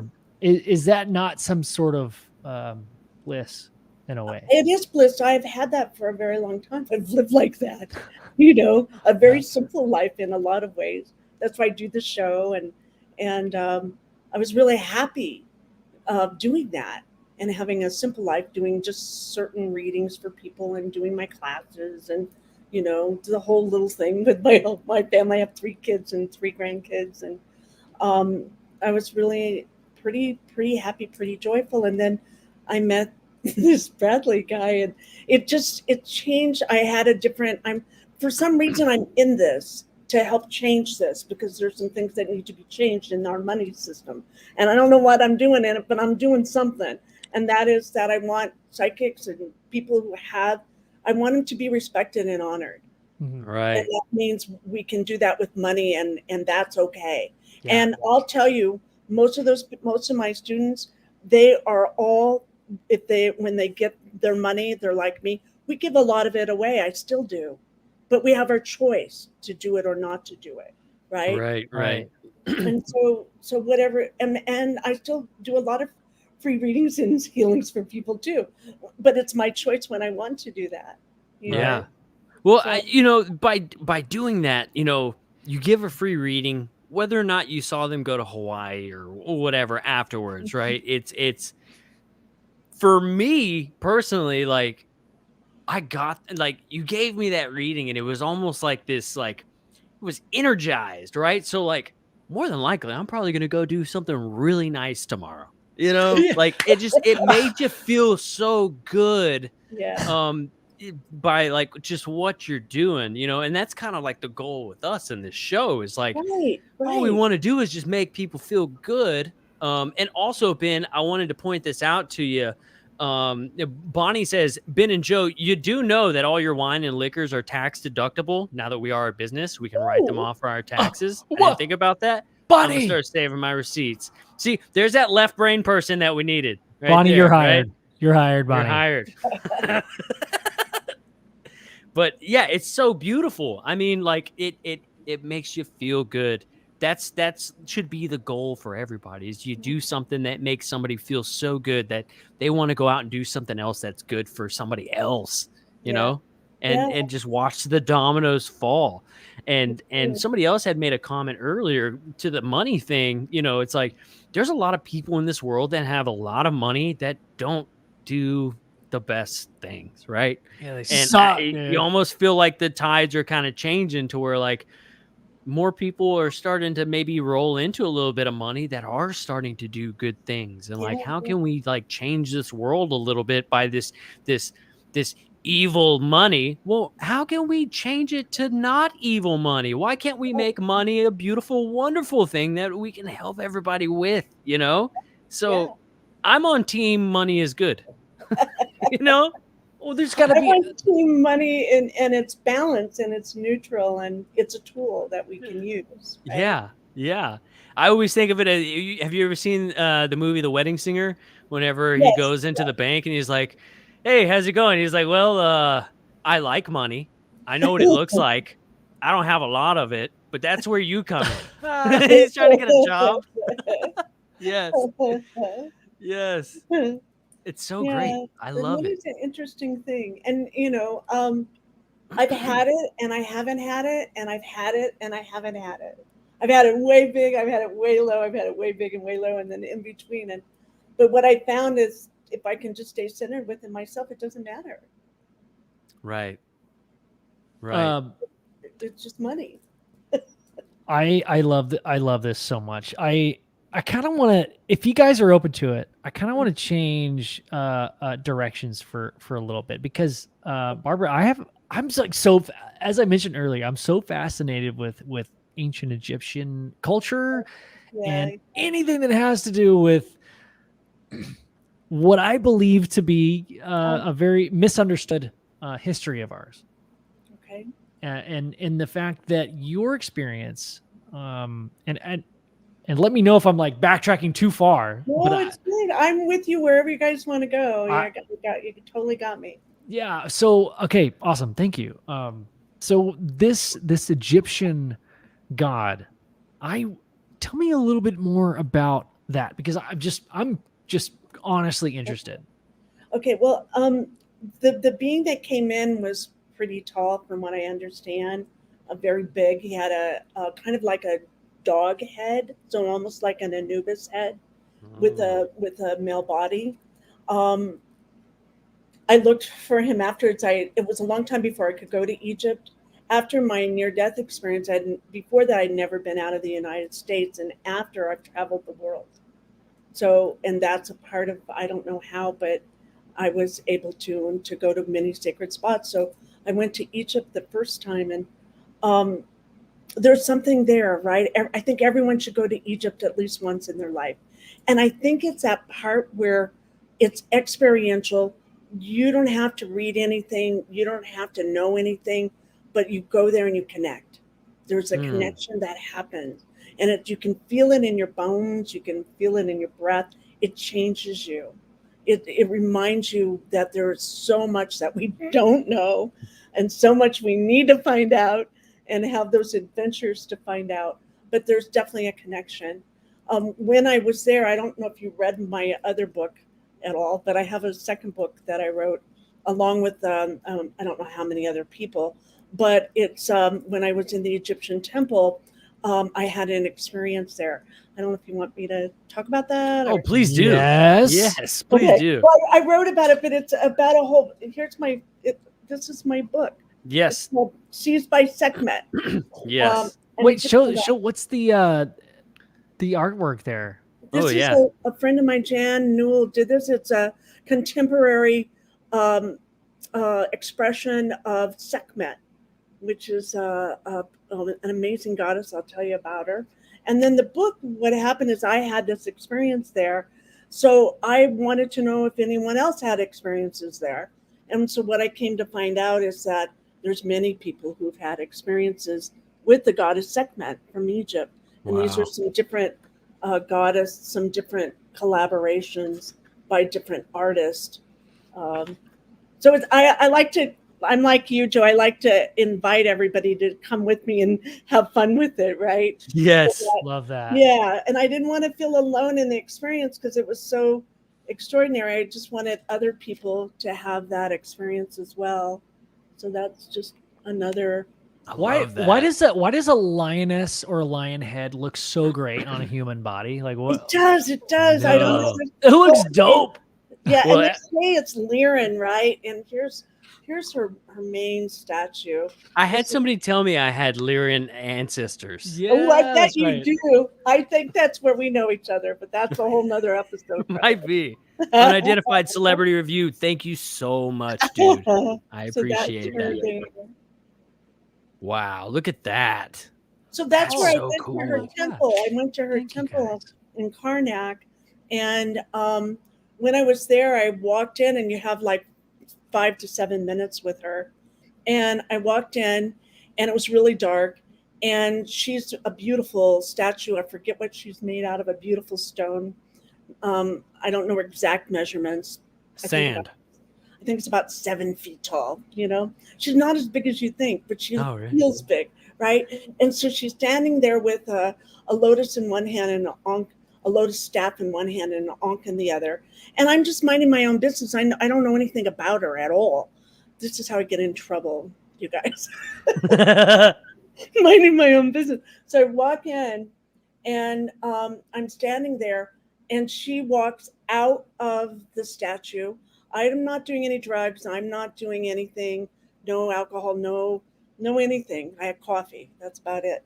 She steps out of her statue like you and I, 3D in 3D. And when she Wow. does that, she hooks into, like your attractor beam, her red eyes into my eyes, right into my sixth chakra in my eyes. And when she does that, she puts those fire ring around us, and she puts this golden stairs down, and she asked me to step on it. And when she does, then the water fills in within the fire ring. And what she does, she tells me she says that I'm powerful and that I earned it and not to ever forget it. And so she says, do you get it? And I said, like I'm shaking, right? Because all of her energy is going right through your body and you're going like that a little bit. Yeah. And I cracked my tooth. I still have a cracked tooth from that. It cracked What? my tooth because the energy was so extreme. And so I said, all I could say was, yeah. And so then once I got it, she kept me in this tractor beam until she was sure I got it. Then when I got it and she was happy with that, then the water came back, the fire ring went back. I stepped off the steps. She took the steps back up, and then she stepped backwards into her statue again. And then the energy dropped. Wow. And so I laid flat on the ground, right? And so they kind of walked me out, and I cried for 3 days. I just Holy cried. cow. All this crying. I think for me, it was all the pain and suffering that I had been running through my body that was in our world that I didn't even know I had. And so later, that's what helped me divorce my husband at the time. Oh, wow. She helped give me the power and the strength to do that. Hell And yeah, the lioness, man. A lioness. And so she helped. So I thought, well, if I had that experience, I don't know, it was a few years later. And I was in meditation. That's where you get in trouble too. And I'm in meditation, but I do get my best ideas when I'm in meditation. I always have a book next to me because I always write. That's my best place to write. And so I'm in there and they said, go ahead. And she comes in and I haven't seen her since. And she comes in, she says, I'd like you to write a book about your experience. I go, I don't have time for that. You know, because I don't. I appreciate the gift and all, but it did make me cry for 3 days. I don't have time for that. So I go onto the internet. I go, I'm going to write a book, and it's still on the internet. Where does anyone else have any other experiences to join me? And then I click out and that was on Facebook. And so I sit back down in meditation. I go, fuck. I go, I don't know. What am I? You can say fuck. It's okay. Oh, I can't on my station, you know. I'm just going to get some wine real quick. Oh, yeah. And so anyway, so the people, so I go onto Facebook again because I thought I could erase it, and it never happened. I don't have to write a book. But what happened is Facebook exploded, and all these people contacted me, and so I got their stories and their art, and I decided, well, if we just have the stories, it might be really fun to put in some beautiful artwork of those experiences too. And so I did it, and it's a group effort, and I'm not really a writer, you know. I'm still don't consider myself a writer at all. Right. But it took me a long time to do that, you know, and so, but I'm really glad I did. Sometimes when people, sometimes people are so great at things that they don't consider themselves to be, and I think a lot of that is that free flow, just creative energy. Ben and I are working on a documentary right now. Oh, very good. We don't know anything about film, right? And it is turning out pretty amazing. I have to shoot you the trailer for it. Oh, I'd love to see it. We just finished our second trailer, and I mean, it's one of those things where, like, we're not film guys, like we played music, and that's pretty much it. Ben's very creative. He's a graphic design guy. I do a little bit of graphic design stuff too. I'm very outdoorsy. But we don't know anything about film, and it's just turning into this amazing thing. So, and for you not being a writer, I mean, I have this book, and when I finished it, I told my wife, I was like, I need more of these books. So I'm thinking I'll probably be receiving a few more of your books for Christmas, because that's kind of on my list. It's absolutely amazing, but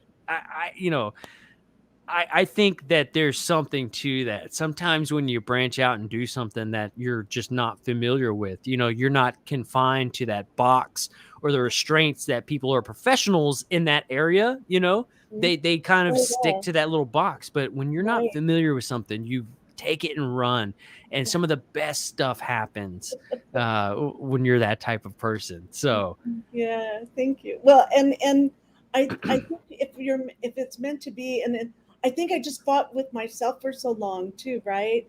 I'm not a writer. I don't know anything. I'm not good enough. Who would want to hear my story? And what the First Nations call it, stinking thinking, right? When that stinking thinking comes to stop your creativity, Yes. tell it to Yes. get the hell out, open the door and shove it out. Yes. Writing my book it was probably one of the hardest things I've done. And it was just to put it in words was really, for me, was a very challenge, I'm sure. And my thing is, it's a very simple book, because it's not flowery, beautiful words, that was my main thing. It's just a very simple book telling a very simple story of what happened. It is. But that's what I loved about it, is that it is so simple. So it doesn't matter what your intelligence level is, or like your reading grade or whatever. It's a book for everybody. And just in case you guys haven't seen it, here it is again. Dying for the Light. This was fabulous. She showed you one of her other books, and it's great. Check them out. I mean, they're great because the simplicity is what I absolutely loved about it. Terry Lovelace was very good at that too. Terry Lovelace, and yes, he's such a great guy. I gave him a reading. Did you? Yeah, oh man, he's been on my show. I just love that guy. Yeah, he's gonna be at our event. We're having a live event here in my hometown. It's the first one that's ever happened, and Terry was nice enough to come down and join us. But that's exactly what I loved about his book as well. Is it was just so easy to read. It's very to the point. I have a little collection of books behind me, and I have this like Secret Machines by Tom DeLonge. Tom DeLonge doesn't even know what those words mean. You know what I'm saying? Like I tried to read it and I had to just put it down like after like 100 pages, because I was like, I can't comprehend any of this. It's way above whatever it is that I understand. I gotta have a conversation with him about it, but I don't feel like he wrote that book, because you know what I'm saying? Like the words in there are just kind of like sometimes he might have channeled it, dude. He might have, but some people I feel like just try to over explain, or like seem a little more like just intelligent, like to, for some reason intelligence equates what's the word that I'm looking for? I guess truthfulness, right? Or you're very, I don't know, like you're credible, right? Yeah, credible is the word that I'm looking for. Like intelligence seems to like equate to credible, right? But right. I've noticed the exact opposite. Very intelligent people will sometimes just say things that go over your head to make it sound credible, but a lot of times they're full of shit sometimes, and they're just guessing as much as you are. So like, why can't we all just like be on the same level about it? Yeah. Well, and for me, I probably couldn't even think to make it more intelligent. I just wrote it the way it was for me. So my family's from the South as well. My mom is from Arkansas. My dad's from Mississippi. But I'm from California. I was raised in California. Wow. But they're very simple, beautiful people, but they have the biggest hearts, that, I can hear my grandma say, "Come on in and sit a spell, Barbara Jean." Me and Ben were having that conversation. We were like, we're from Texas. We got Barbara Jean coming on. Hey, Barbara Jean, come on next week. We were like, is Barbara Jean her first name, or is it Barbara Jean? She got tied up. She got tied up for a spell last week. It's okay. She had her own thing going on. We're going to get her back on this week, and we will continue. But anytime I say your name, I mean, I have to say it. Barbara Jean. Barbara. It is. That's my name. I've stopped myself at least 100 times tonight. What is it? What is it about the southern hemisphere of, or I don't know, the southern portion of the United States? Yes, that's like, there's just nice people. Like everybody's kind of chill. Like what? Why do you think it's just less people, more spread out, or like you're not on top of each other like in New York City maybe? where you're like, hey, your dog shit on my shoe this morning. It's Like, because nobody wanted to build railroads to come down here, so everything stayed slow. We hung out with everybody. We had to Yeah. make our own food. We had to share it with Ma and Pa. We had to do our own thing. Nobody was transporting goods down to grocery stores around here. The first thing they did was build them all the way to the west because that's where the gold was, until they found oil down here, and that's when everybody became interested in the South. Right? Was because of the oil. So. Yeah. I think with my family, there's no bullshit and it's straight up. And I got that from them. I didn't know I got that from them until I was much older, when I was around a lot of different people, and I go, I like the ones that tell it straight up. That's the kind of people I want to hang out with, because to do that, you have to be based on truth, right, and integrity. And that was important when I was raised, that a man or a woman were known by their word. My word is my bond. I still am like that. Absolutely. It's something that we can't lose in our society. I think we would be in a really bad place to lose that. I want to build on top of that, Barbara. Like you've definitely been to can we say a different dimension in a way? But we only can do that with some music.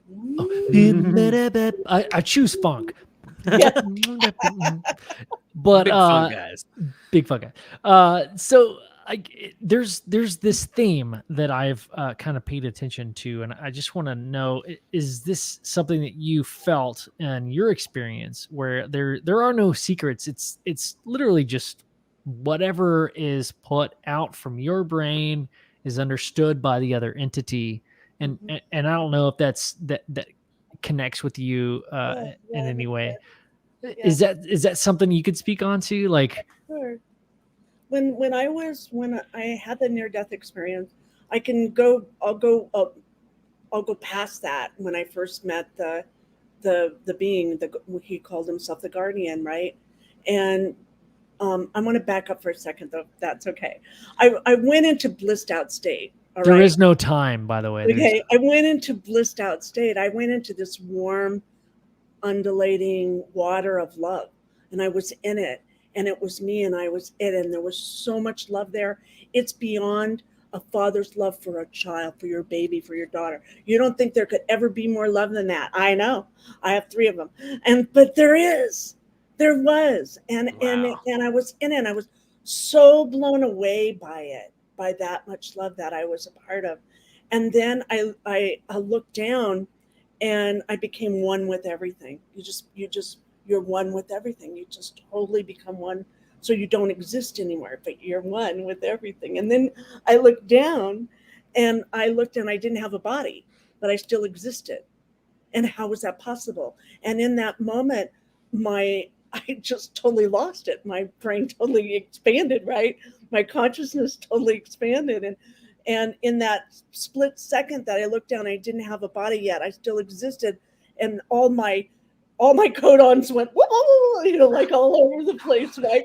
All the synapses are going everywhere. Yeah. And then I find myself, the next spot was on a spaceship. And I had never been on a spaceship before that I know of. But I did have an experience when I was 12, but that's a whole nother story. But so I'm on the spaceship, and I'm in like a dentist chair. What was my best description of it, where you're leaning back a little bit. The soft brown and mahogany accent to it, right? Oh, yeah. I love that description of that chair. I was an interior designer, so I mean, I know all those little details, right? And I can appreciate the feeling of everything. I'm a feely person. So I'm kind of kicked back, my feet are up, and I find myself in a circular room, and it's a spaceship.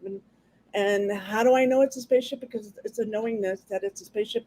I had seen the older movies that showed it, but I was definitely there. And I find myself in this space, but I look down and I still don't have a body, but I still exist. Isn't that weird? But I can feel my weight in the chair, but I don't have a body. And so I'm thinking, well, and here comes this big guy about 8 feet tall, square shoulders, white robe, big hood. I can't see his face at all. and he starts coming towards me. I don't know, I can't see down, so I can't see his feet or float or what he's, if he's walking or what he's doing, but it's very graceful towards me. And that first telepathic communication was pure. And I was 100% present there, 100%. I wasn't thinking about my kids. I have 3 kids, you know. I wasn't there at all. I was full 100% focused in what was going down. And I was totally, we had this total connection. And he said he was the guardian. He was there to help me to communicate with this group of beings that he's going to introduce me to. And that was his job. And so then I go on all these different places of experiences, one on the spaceship, and then I go out of the spaceship, and then I go to these different places of experiences. Mm-hmm. So you've experienced communication on a level there that, I don't know, can you say it exists in an auditory realm, or is it, how do you describe that? It, like, do you hear the words, or do you just know the words? Like they're just in your head. It's a different way of communication. In itself, it's a communication. So that's why I have trouble with the words for it. It had, it's telepathic. It's, you guys do it all the time. You do it with your baby. You do it with your wife. You do it with the phone. You do it with all kinds of things. But this is very different. When I was there, I was 100% there, totally in that present moment. And I think that's a gift they gave me later, that we're always so busy and so ahead of ourselves that just to take that moment, like this moment, and really have this moment. Yeah. And like 100% really have this, because it's pretty awesome. Yes. You know? So let me put this in kind of like order for everybody that's listening. Okay. So we go to this point, right, to where you feel like you're having this asthma attack. Somebody comes and helps you. They bring you inside. They put you in a chair. You remember everything up to this point, to where the pain becomes so bad that you just go out of body, right? Right. People remember this entity, right? And then you have these experiences of this Thor being coming down and saying, "Nah, not today," right? You know. I don't experience that. Everyone Right. else does. I don't have a memory of that. Right. You don't have the That's memory. right, yeah. Everybody else does. And that's what I find fascinating. That's so cool. But then you go into this place of just like, oh, yes, you feel so good, right? Yeah, Which you were describing, how like you can't even comprehend the kind of love unless you've experienced it, right? And from this point, then you move into the ship. Yeah. Like, it was so I think this is kind of where I'm going. Like, what are these transitions like? Are they just like instant boom, I'm there, and then boom, I'm there. You're having like a whole new experience. You're having to soak it in, right? Yeah. You're with this being in this chair, is communicating with you, and then from there you go out, because he's going to be your guide. He's the guy who's going to introduce you to these other beings, and you go out and you experience all these other realms. Yeah. Right.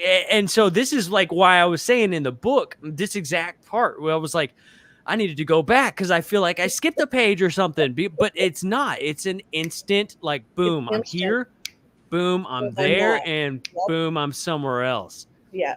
One of my favorite parts is when you're talking about the green. The green everywhere. Green's my favorite color. So I was like really drawn to that portion. I learned something about the green since then. Oh, really? Yeah, you're going to love this. Okay. Okay. All right. You ready for this? Okay. So he takes me out of the ship, and we're flying over green and these mountains of lush green hills, the most beautiful green you could ever imagine. It's not emerald green. It's not a blue green. It's just these greens that are like not Technicolor. They're even better than Technicolor. So you don't have to do drugs. Okay. And that, that Technicolor, boom, boom, boom. And so I'm just in the love of this land. There were no buildings, no humans, no anything, but the appreciation for the beauty. They wanted to make sure I got that. And I think for me, I thought at the time I was going through divorce, so maybe they were healing my heart. Green's that heart chakra. But But what I found out later, this has been pretty recently, because this is a gift that keeps on giving the NDE. It's just I've been trying to unravel this for 30 years. Yes. So you don't go crazy with it, that you can just kind of unravel it gently with yourself. So I'm at okay, how do I say this? Let's see. I find myself at a Sasquatch conference. Wow. Yes. Nice. Okay, and I was speaking, and that's a whole nother story because I don't know, and so, but I had some experiences with Sasquatch, right? I And love so, you were at a Sasquatch conference. Like people out there that are new to this stuff, like it applies. It does. The look, it applies. It does. I know it sounds disjointed. It's not. There's a connection. It's all connected. So I love that you were there. I just wanted to. It's the only thing I've learned. All of it is connected. Well, here, I'll tell you what my kids said about that. I have 3 amazing kids, and they said, "Mom, you finally got us okay with the ET, UFOs, and all the people, and now you're gonna freaking bring in Sasquatch? Holy crap, that's not fair!" Yeah. They said, "Are you sure you want to do that? You're going to discredit all the work that you've done for all these years." And I go, "It is what it is." Yeah. And I'm up for it. I'm going to do this because I was asked to do it, so I'm going to do it. So I'm flying, and I can't see my body. We're going back with my guardian, and we're over these hills, and they're the guardians of this, of our nature, of our earth. And one of the Joe knows this. One of the first things they showed me was a relationship with our Gaia, with our Mother Earth, and that our heartbeats beat the same exact beat, that of the native drum, and that we're her and she's us. And that was a blow mind for me at that time. I just cried like a baby, but I'm a crier, just so you know. Is that 7.83 hertz? I don't know. It could be. I have no idea. That would be something you guys might know, or 432 hertz or the 8 hertz. I have no idea, but I know that we have it. And we are synced humans. Yeah. To the earth. That's why they talk about taking your shoes off and like grounding with the earth, because we have the same frequency vibrations. So the heartbeat is interesting. Yeah. I didn't mean to interrupt. I just wanted to back that up. But and so that it's that green part, that protection of that, right, of our forest and our environment, because if it was left to us, we would have probably I do want to say that people are good people. If we're left alone, I think we are like the hobbits. We just want to be with our families and love everybody and take care of the land and do all of that. We're not bad people. I'm tired of people saying how we've, raped the land and pillaged this and didn't take care of that. And Me too. Bad people you are. Me too. Such bullshit, because we're not. We're loving, giving, kind, caring people. There's enough of us, okay? We're here. And we're changing things while we're here. And so in that green, again, was that love part, that love connection. So later with the whole Sasquatch connection is the guardians. And so I had this whole thing happen. I won't go into all of that, but it's where in the third dimension, it's either white or black and no in between. And I think that the Sasquatch have kept that green alive this whole time. Yes. I love that. I love that so much I love that, dude. It's just black and gray, and thanks to Sasquatch, we still have some green. The green. I love that, dude. Okay. Okay. Yeah, my mind is like on fire because of that. Because the guardian aspect of it, right? Like, let's do a thought experiment, us three, real quick. If we were to create a planet just for fun and just to see how much love we can produce, right? Mm-hmm. We need a guardian because there's some sort of law. There's got to be some sort of law to keep things in balance. There's like this bubble, right? This beautiful bubble trying to keep those oils and like soaps in, right? Like there's got to be something that can make that happen. And maybe Earth it's not some element or some light being. Maybe it is. I don't know. Maybe for Earth, there's little agents that, and maybe they're not little. I mean, they're like 11 Big. feet tall, right? Like Yeah. they're big agents, Very big big hairy agents. guys. But like that's exactly what we need, though. Like we can't, as humans. I feel like the most powerful moment of change that I could have is to see something like Bigfoot, not an apparition or a wispy wave or light or ghost or whatever. If I'm going to change what I'm doing, like if I'm going to change the way I see the world, I need to see some 11-foot tall Bigfoot guy be like, hey, you're fucking up, and then run away real fast. Yeah, Like, this is the guardian stop. of the green, dude. You're making too much trash and you stink. You think you smell good, you stink, and then runs away. And no one believes me. That's what I need, dude. Anytime a Bigfoot conversation comes up, Barbara, I'm gonna have to steal that for every Bigfoot conversation that comes up. Please do. I got it. It was a gift to me in meditation. So and I got it through a healing, working with another healer. But also something that came to me just lately with the Sasquatch, actually just today with the Sasquatch, is that I've heard a lot of talk about that they're protecting the forest against us. But really, they're protecting it as a gift for us. Yeah. Yeah, it makes more sense. Doesn't it? It makes more sense because, my whole thing was always like, well, people are always like, oh, well, people go missing. And like, there's all this like negative stuff that surrounds Sasquatch. But, you can get a lot of the positive stuff too, like these gifting sites and things like that for Sasquatch. But like, for me, I've always felt that way. I'm always like, well, you're in his home. I mean, that's where he lives. You know what I'm saying? Like, you're like literally in his living room. Like when people are like, "Oh, there's so many bugs out here," it's like, well, I mean, they live here. You don't. Like, you know what I'm saying? His pet. He just keeps getting all these mosquitoes on me. Well, what do you do when a mosquito goes in your house? You try to get rid of it, do you not? They're doing the exact same thing, trying to get rid of you from messing up their home. Yeah. Good point. Yeah. And it's funny with me, I'm not a woodsy person at all. I'm one of those ones where I think wherever I come from, and people always ask me, what planet do you come from? And I go, well, I don't think LA. I know LA. Planet enough. I'm at the foot of a mountain though. So I'm in a good place. Yeah, it is. I get a lot of slack for that. You've probably seen some mountain lions out there. Please, with forgiveness, I won't group you in with them, I promise. Yeah. But it's a very creative hub.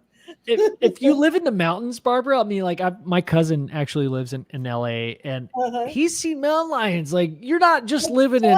I saw a bobcat just 3 days ago. It's in our thing, yeah. That's awesome. We have bears that we take care of. The whole community takes care of a mama bear and her 3 babies, and then there's another mama bear and her babies too.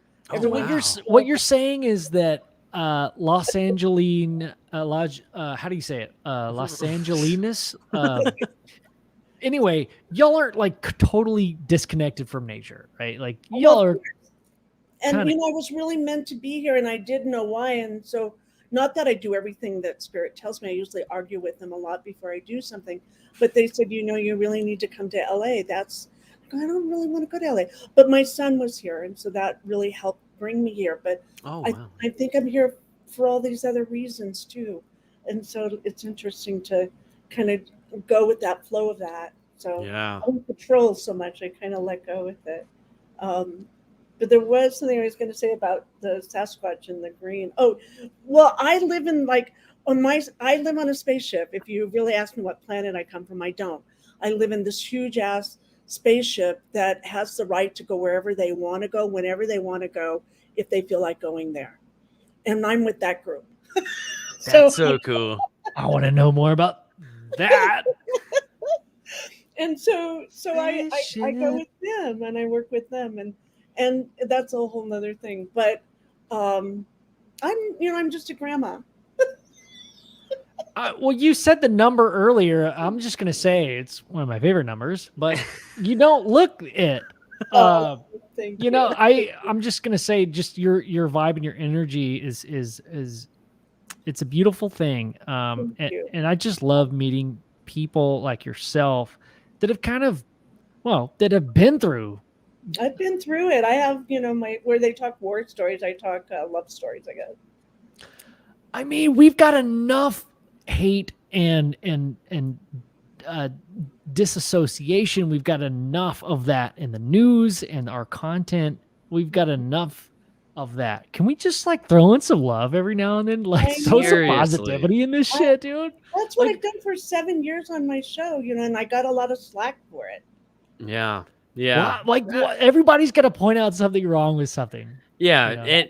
and it's definitely like that's a when people talk about everything that's happening right now and there's like a paradigm shift that's occurring, like that's one thing that's always left out of the conversation is the amount of positivity that is going to be included with this whole shift. I think is going to be fascinating because like we're also like just especially with these past couple of years. I mean, we Oh, have just been beaten down to the negative just aspect of stuff. And I'm a huge talk radio person. Like I love the most boring just talk radio, news radio, whatever it is, right? But I've noticed like over the past year, like I've literally just cut it off. Like I can't do it anymore. My body physically can't handle it anymore. Like I'm so sick of it mhm. that like there's yeah, there's a time and a place, but we live in literally one of the greatest times the world has ever seen. Can we get over the negative, nitpicky bullshit for a while? Can we move on to something really awesome? There's a lot of amazing stuff happening right now. And, I hate when people are like, oh, these are the end times, man. Like the world's going to crap and blah, Hey, blah, man. blah. And it's like, dude, Yeah. you're just not paying attention. You're only paying attention Yes. to what they're feeding you. There's so many, like, we're having this conversation right now with you, Barbara. Yeah. There's so many beautiful people out in this world. Time for you to go searching. It's time for you to go on your own journey. And like when I was saying earlier about like, I'm ready to take this journey. I'm ready to go and move on. Like this Mhm. is a big part of it. Just meeting people like you and talking to people like you and like just other experiencers, whether it be Bigfoot or near death or alien or whatever. Like I said, like one thing that I've kind of, assumed throughout this whole thing is they are all connected in some way. And a lot of this, especially like when it comes to like the ET stuff, there's a lot of negative stuff that kind of comes out, but there's so much positivity. And I feel like, maybe some of the negative stuff is just like a misunderstanding coming from that fear portion that we're all so used to tapping into because it's like, I'm scared. I don't know what it is, so therefore I'm terrified. Now, you get the stories where like, yeah, I was cut in half, and like, okay, I can't argue with that. You know what I'm saying? Or like, I was poked or stabbed, or like, they took my insides out and then they put them back. I can't argue with that.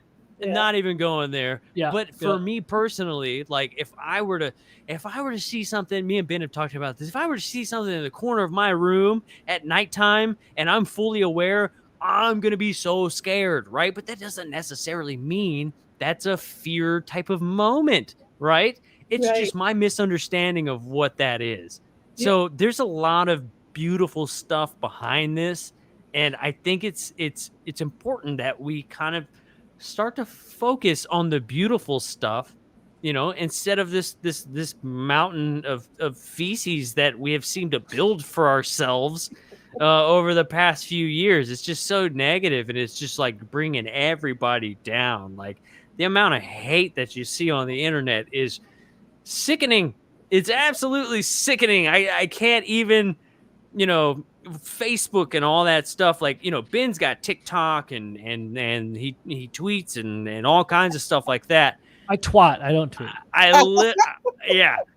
I literally had to stop at Facebook just because I don't know. Part of me just doesn't care, and the other part of me is like, oh, it's gonna be the same thing, just on other platforms. Like, what's the point? So I could speak a lot to that, Joe, but like, dude, I get it. You follow it. You get algorithms that provide you positivity in your life. I get it, dude. You know. the weird thing is I only understand certain algorithms as long as I'm on the toilet. Yes. It gives me the time to think. Yeah, dude. But like, Oh.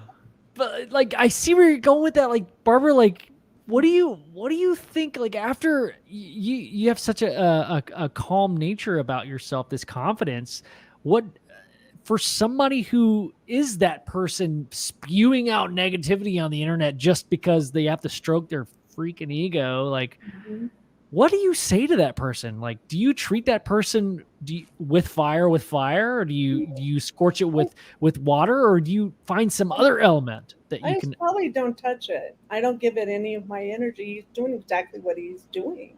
So let him just do that. He'll just attract whoever he's supposed to attract, but he's not going to attract anything from me. Now, if he was in my front yard doing that, that's a whole nother thing, right? Yeah. If he's in your front yard, like urinating on your flower bed, like, hey, Then game over, okay? I'm about to call that bear that's hanging out. The southern roots kick in then. Yes, yes. Hey, we're friendly and we love everybody, but don't you stand on my goddamn yard. All right? You stay off my grass. Every southerner knows how to form tackle. Don't care if you ever know how to play in a lick a football. You do know how to take a body down. I tell you that. You do. Yeah. Yeah, and then that's what my dad taught me. He goes, "Don't take any shit from anybody."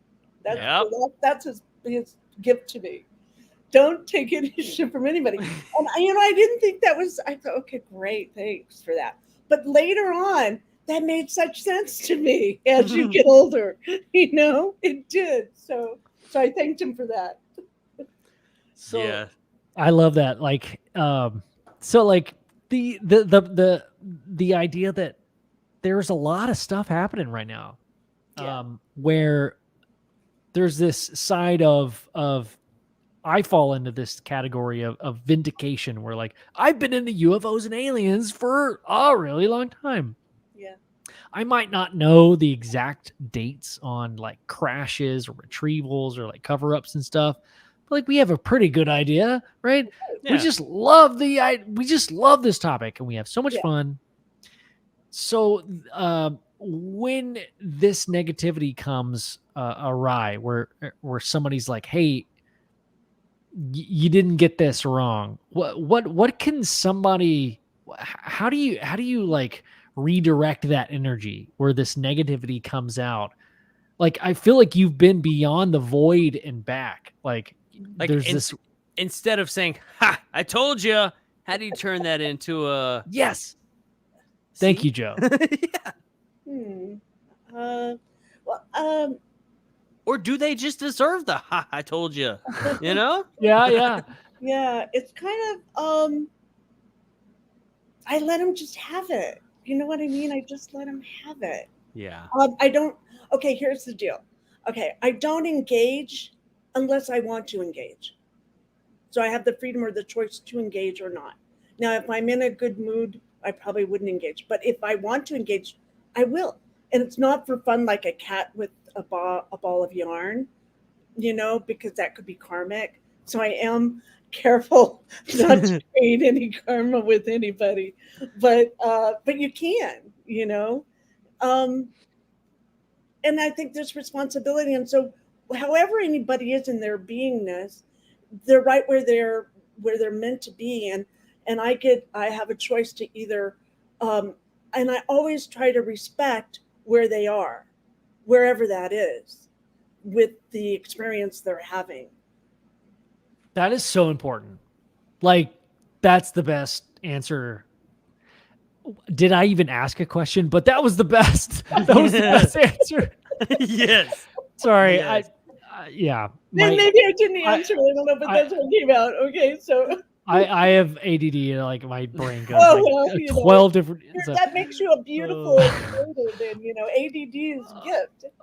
But you answered kind of my thought is like I think a lot of this where people kind of speak out and are conflicted, they're just confused and they need some direction. Okay. You know what I mean? I just thought of a story. Okay, when you're talking that. Okay. Let's go. And I'll change it a little bit to protect the innocent. Okay. I'm at Those are the best ones. It's not about Joe. Yeah, not about you or Ben. His shirt was on. And he hadn't had his haircut. But Yeah. I can go Thank you for noticing, Barbara. Even Barbara noticed your haircut. Yeah. And so I'm at this funeral, right? And I'm the one that actually performed this particular funeral because I'm a spiritual minister. All these years I've married people and buried people and baptized people and all that. And so I'm at this funeral, and I have this man come towards me. Well, I can read what he's going to say to me. He's going to say to me, you don't have the right to perform that. You're this or that, or whatever his righteousness, whatever his judgment is. He is so right and so judgmental and so in it. He's like a little whirlwind that's all around him that's going to come kill me, right? Yeah.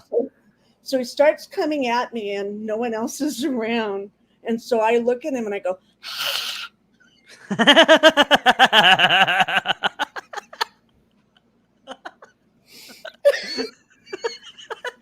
you have no his energy. You have no idea.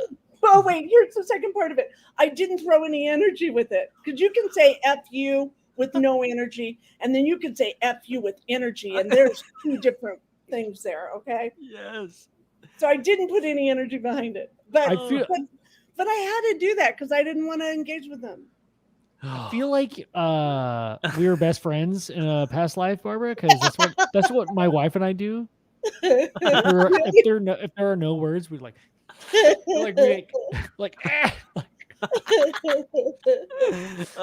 man, I just thought that was funny.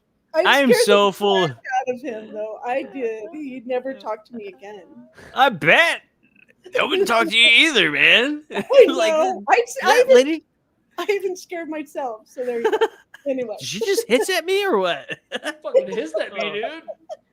I am full of no energy FUs. Like, it's ridiculous how many I have. Yeah, just loaded in the chamber. Maybe that's a gift I was given. Just, hey, you're just full of no energy FUs. I feel like Joe, I know we've hung out so much. Or like, you'll say like, "Hey, good morning," and I know that you actually mean like, "Fuck you, dude." Not to me, but like, like just in general. Just in general, like especially in the morning time. That's how I know. Like maybe I was a Lyrian at one point because I was just, like, I like to sleep. I'm a cat. Yeah, I don't do any readings till after 11 o'clock. Oh, dude, that's probably good. That's probably good, man. So, Barbara, getting kind of back to the book, we have your guide who's guiding you. Yeah. And his purpose is to show you these things and to like help you introduce you to these other beings. Can you describe a little bit about these other beings that you were introduced to? Yeah, the first group of beings were behind a big plexiglass plate or a glass plate. And I think later that their energy was different. It's like they hooked up to where I was and their energy was a different vibration, right, than where I and the guardian were. Because I came from Earth, usually our vibration's pretty low, Well, I don't mean that in negative. It is what it is, right? So their vibration is very different. And so he did this with his hand, and then the light went on, and I didn't count them. I always wish that I would have, but I didn't. I don't know how many beings were there, 10, 11, 12, 13, behind this plexiglass plate. And there's like fat ones, there's skinny ones, there's tall ones, there's short ones, but they all have the same white robe on. And I can't see their faces. And I thought, God, they go like some discount store where they're getting like these robes for cheap or something. I thought that. I did. I swear to God, I did. Because it's like, because I'm a designer. I'm a creative designer. And so I just, I go, what's up with that? That's my first thought is what's up with that? Right? I've never thought about that. That's amazing. I did. if there's other people out there, I'm sure they relate with that. And so they're jumping up and down, and they telepath among themselves, and then they all relax at the same time, and their energy becomes one, and they tell their one being then to tell my guardian, they tell him, and then he tells me. And then that's how the communication was. And so what they decided then, I think they were deciding if I was worth it or not. I don't know, maybe you should send her back. Trying to decide. I don't know what they're deciding, but they decided to keep me. And so then I have the next experience was with the earth itself and the drumbeat and being one with her. And I go into that in detail. And then we fly up out of the ship. I didn't know we could do that. We go to the mounds of green. And then the third thing we do, so he looks at me. When he looks at me, I don't see his face, but it's a telepath. And then just like that, I'm having a different experience. So we're walking up these large steps out of, I don't know why, but I know they're alabaster and they're lit from underneath. And we walk up these stairs, and then I look, and we're floating in the cosmos with stars all around us. And there's this big, huge column of columns, a big circle of columns, like Greek columns, right? Yeah. Beautiful, outstanding. And so I go up there, and there's a group of beings on the inside of this big ring of columns, and they all have the same outfits on. I swear I don't know what's up with that. But they're the big ones, like my guardian. They're all big with the big square shoulders, and they're holding hands. So when I come up to them, they open their hand, and I click with them. And when I do, I come into their synergy field, and they're doing like a guttural, like that Tibetan. Oh, cool. Cool. Yeah. Yes, like the Who. Yeah. I love them. Okay. Yeah, And that so band's great. that's a great band. I love that. We're talking about the Mongolian Who, Yes. not the English Who. Right, Mongolian Who, for sure. And so I'm with them, and then in the middle is another column coming up, and it has a circle top, and there's a hologram of the Mother Earth, and she's rotating slightly, and there's these white vapors coming down off of her. And they tell me that their name are the Watchers. They're the Watchers, and their job is to protect the Earth, and that they've always done it. They will always do it, and that I can relax in that, knowing this, and that I'm a part of them. And so, and I could always go back there. So I've gone back there with meditation for myself for a while, and I did take groups there as well to see what their experiences would be. But so then I'm having that, and I'm stepping back, and then my guardian looks at me, and then it's time to the next thing. So the next one I go on, it's like a spaceship itself, but I'm on the inside, and I go these stairs, and I have the guardian to the left, and it's like a big ambassador party. Lots of people. There's kind of jazz music, and it's kind of tripped out because it's Victorian. It looks Victorian wainscoting with black and white checkered floor. Wow. And big trees, but they're not really green. They have kind of like a glittery like on them. And then if you look up, the skylight's open, you can see all the stars, but it's way tall, way tall, like a skyscraper tall. Yeah. And then like a Jeep guy who looks like a Jeeves with the white gloves offers me, he has this platter, and he offers me a drink. And they're little tubes of vials of different colors. I don't remember right now. I used to know what color I took, but I don't remember now. And so I took the color. I don't think I ever really drank it, but I didn't see anyone eating anything. But they all talked, and they all telepathed to each other, and they all had these badges. And I know you're going to think this is really hokey, because I thought it was really hokey. And the badge, they would hit that, and that would put them into the speaking. They could speak the same language then, so they could communicate with each other if they wanted to verbally, right? And so there's this one guy who came who looked like a teddy bear that had a monocle, and he wasn't Robin Williams, but he was kind of like this teddy bear dude, right? And he was one of their scholars, and he was really excited to see me because he had studied about humans. This is what I got from him. I don't know if it's true, but this is what I got from him. And so he was so excited to actually see a human. and to actually touch me. And I still look down. I don't have a body, but everyone else can see my body. They all tell me I have a beautiful smile. And I go, Yes. thank you. And I don't see it at all. But I just remember him, he was so kind of giddy, like that he got to see like a specimen that he studied, he got to That's actually so see. awesome. And it was kind of tripped out. So I'm in like a zoo, but I'm the it, right? They're all Yeah. in the zoo, and I'm the You're- party. I'm the it. It- So then I'm looking because I want to make sure that I remember exactly all the details that I possibly can.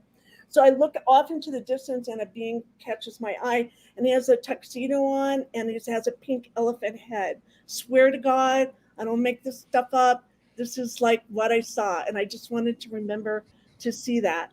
And then it's kind of crowded, and there's all kinds of people, and they were there to go to this big circle place where they're going to all talk and communicate about. They were like ambassadors where they made solutions to different things and talked about what's going on here, what's going on there, and how they could help each other and all this sort of thing. So it was like an alignment, a federation, shall we say, of Yeah. like-minded souls that were keeping peace, and that was their job. And so right when I'm just starting to hang out, I'm really having fun, then he gives me the look, and then I have to go. So then I spiral up. I don't know how much you want me to tell. You can tell me to stop whenever you want. Keep No, I going. love it. I love it. Yeah. Keep going. So I spiral up, and then the next experience is with this group of these women that are in these most amazing dresses. Joe, your past life would really appreciate this. They're in these gorgeous turquoise and lapis blues and oranges, and they're in silks, and they have enameled jewelry, and they have tiaras and headpieces. And My present life appreciates this. I do. Joe enjoys a nice tiara. Yeah. Yes, I have lots of them actually.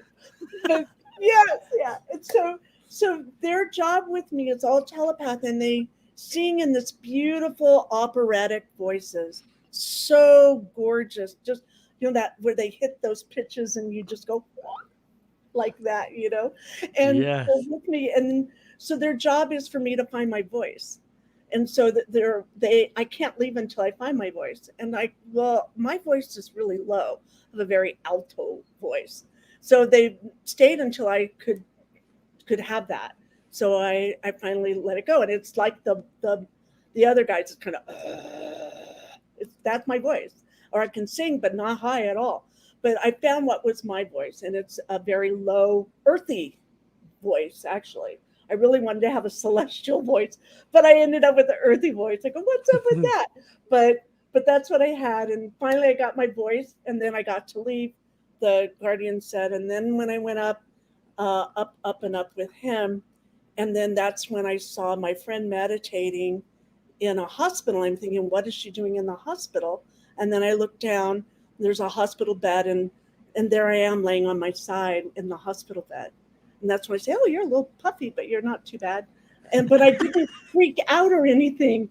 I didn't delicious, girl. Yeah, I didn't go like, what the? I didn't lose it at all. It's like, oh, that's my body. I'm here. That's pretty interesting. And so then I go back up with the guardian, and I said, look, if I'm going back down there, I'm definitely going to need some help, because I'm no fool. I am no fool. I'm going to need some help when I go back there. And he says, well, we're going to give you the gift of white light. So he has his hand, goes, and I go, that's all you're going to give me after everything I've been through? That is so messed up. And so I start arguing with him that that's not enough. Everyone has white light. That's not such a big gift. And you're arguing with this entity that you feel like he owes you something. I did. I connect with that. Like, White light, that's it. Through it, Sorry. Yes. So I just had to add that. Thank you. And so I can't see his face still, but I'm starting to get pissed a little bit. And so he gives me the white light, and I go, fine. And so then I don't know. I didn't say it like that. I'm very respectful, but I'm not happy. And so then I start to go back down to my body again. He goes, wait a minute, come on back up. Telepath. I didn't see him. So I go back up to him again. He goes, we'd like to give you a mission if you're ready to take it. And I said, yeah, sure. What is it? Without thinking. And he said, we'd like for you to be an ambassador. So I said, okay, I'll be an ambassador. And I'm thinking, oh, I'm an ambassador of love. I'm an ambassador of, what am I an ambassador of? And I looked back and I didn't see him. And then I start to go back into the body. So then I want to take all my lightness of being, all that as me into the body. So I do this process where I kind of go into every layer, every aspect of my body till there's not one iota left that's filled up, right? And it's me. And then you get that last clink where it's all in. And then I sat up and I'm in the hospital bed and all the tubes and wires and everything goes crazy. And I say with a pretty raspy voicey thing, I'm starving. I want some nachos. That was my favorite part. That was my favorite part. You probably had literally a tube down your throat if you were in a coma, right? Yeah. I need some nachos now. Nachos. I was starving, yeah. And then everyone's pissed at me because I was supposed to die, and they all were very inconvenienced by that. Oh my gosh, dude. Barbara. So like that last part, like of kind of like you're getting through the book and you're talking about this experience.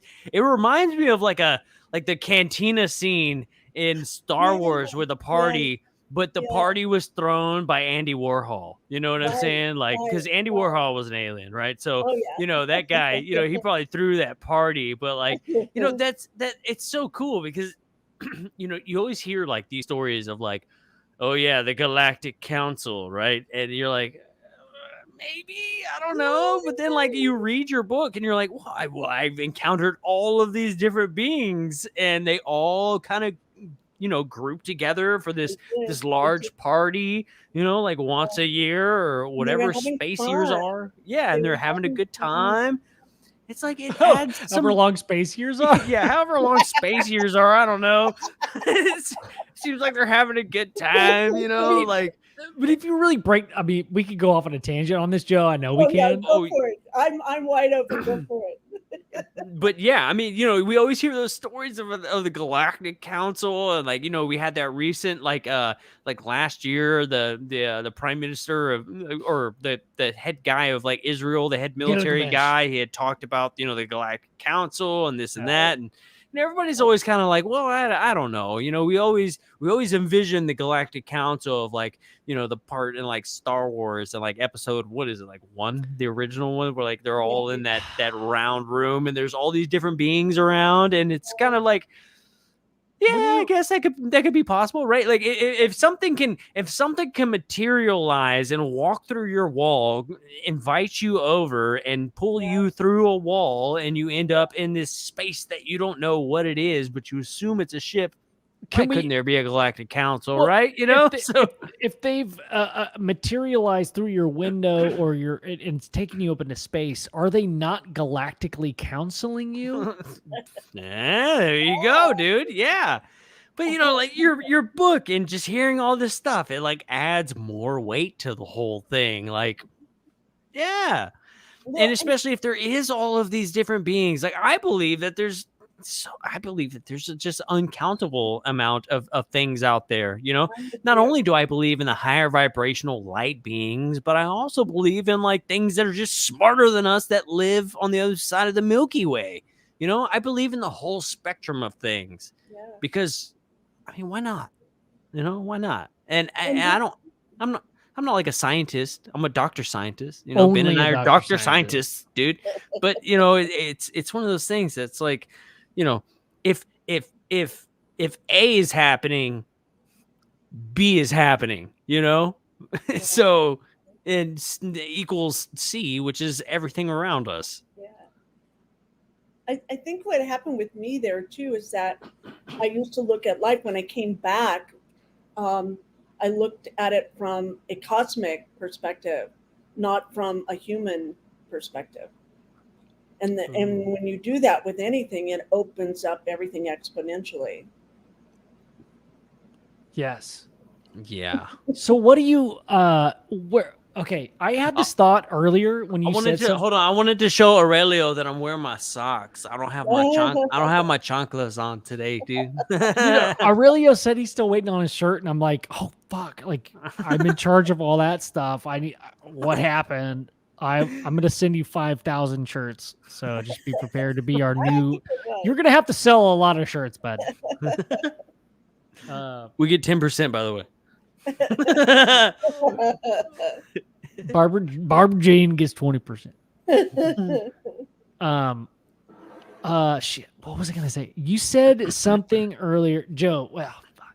Remind me the topic, because we were just talking about something I had really. I feel like it was a really important thing. Well, you were talking about like if they can materialize through walls and show up in your room, right? Well, that was the joke I already made. Oh, you already made that? I already made it, because they're galactically counseling you, dude. That's right. Sorry. Shit. All right. Well, I guess I can move on to my other question, Barbara. So if somebody's listening to this show or watching the show live on YouTube and is confused about what happens after you die. Yeah. And maybe they're a religious person, maybe they're not. Mm-hmm. What perspective can you bring or wisdom can you say to that person that is terrified of that? Because I know I have been. I'm not anymore. But is there anything you could tell somebody that's kind of like, man, a little afraid of death? Like, what happens after you die? And it doesn't have to segregate you into any religion, right? Like, right. Yeah, it's well, number one, if there's a hotline, a suicide line, go to that. Always have that and use that. All right. And I'm not one to say, hey, the hell with this, I'm out of here. Right. Because we are here for this experience at this time for a particular reason. We don't know the big picture of it, but we can intuit where we belong here. And to look at the other side is like I'm sitting in this chair and I'm just sitting, you've heard that, just sitting in the chair next to you. So the veils are really thin, but tell that to someone who loses their best friend or their beloved, then that's a whole different story. Because like when my father died, I knew all of this stuff, right? I have all of this experiences. But when my father died, I cried like a baby. You cry because the body cries too. The body needs to cry as well. Mm-hmm. So it was interesting when I did another burial. It was important for the people to see the body. And then some people didn't want to see the body at all. So it's your relationship with that, what works. And I found that everybody's really different from one end of the spectrum to the other. Of how that works. I raised my kids not to fear death, that it's not the end, and that it's like the changing of the seasons. Like we just came out of summer and we're going into fall, and then fall will go into spring and spring will go into winter. It's like that with death. It's if you really think about it, everything has this next step in this world, and that you can count on that. So when you drop this skin dressing on this planet and you move to where you were before you're looking back, oh, I just had that body. That was kind of an interesting experience. That was delicious. That was delicious. Yes. I had a great time. Thank you for all the fish.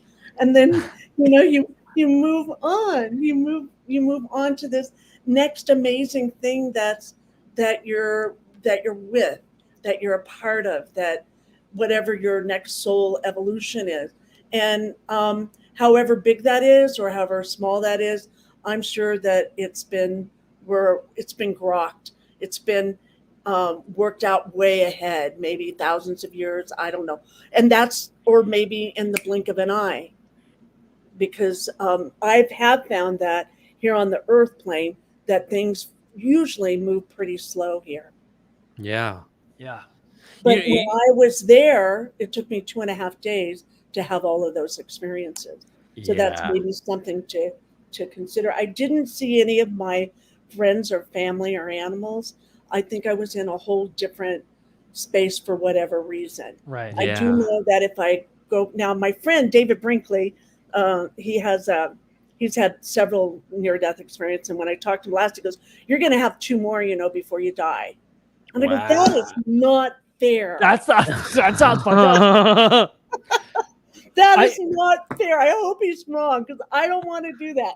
When I go out next time, I just want to thank you. I already have an idea. I want to be in my bed. I want all my children and loved ones around me. I want to be playing the music that I like. I want to just eat what I wanted. And it's a part, how you create birth and celebrations where you get to create my passing through over the rainbow, Yes, And so yes. that's what I want to do. I want Yeah. it to be a part of my life, not an end in nothing, because our whole life has never been an end in nothing. Never. Right. So it's such bullshit. Okay? Yeah. So Barbara, I know I said this early on in the podcast and our chat tonight. You just gave me another really powerful visualization. I feel like I need to share it. oh, sure. So this idea of death, and it's not a self-inflicted death; it's just a natural death or an accidental death, right? Like this is the visual that you just gave me. Is that you have completed this task, and you've been a part of this other bigger picture, and you are the missing piece of that puzzle that's been soggy and wet underneath the couch for 15 years, and the grandchild finally finds it. Like, you may not know your importance now, and you may not never feel that or get the recognition until years later, and that's not what is important. It's what happens. It's the effect that brushes upon the winds of time, right? Like, Right.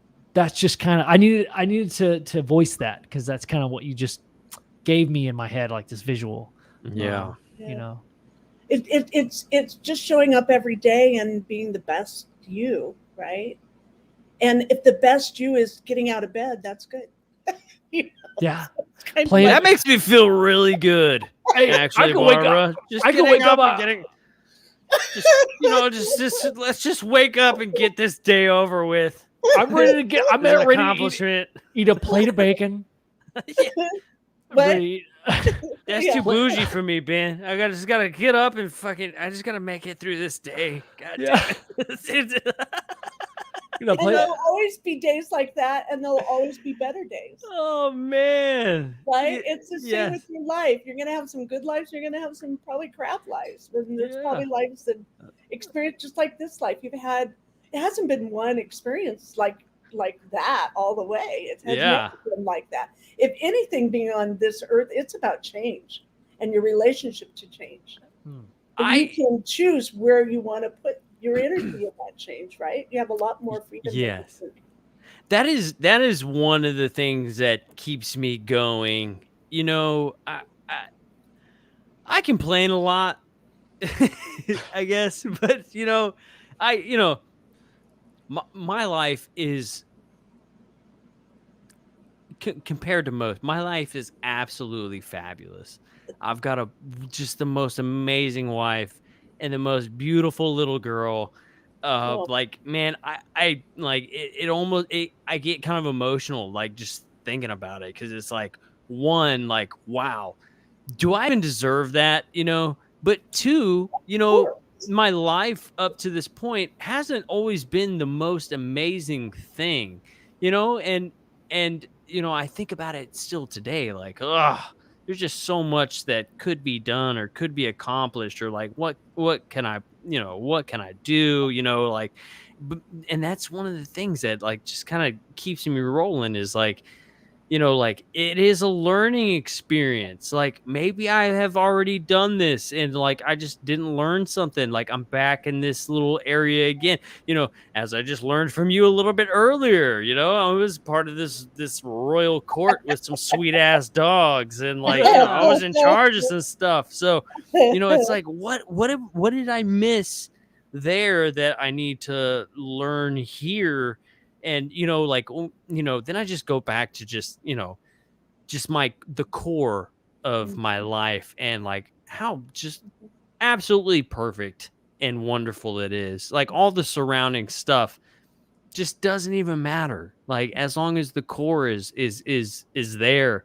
It's really all you need, even if you haven't had the most perfect life. I've spent times, like as a child, like I've had to sleep in a few cars a few times. You know what I'm saying? Like, I come from a separated family, but I also come from a very strong knit, close family at the same time. So, there's a lot of different learning experiences, and it's kind of what you pull out of it, and apply to yourself, and I guess choose, to do, that path that you do choose to take.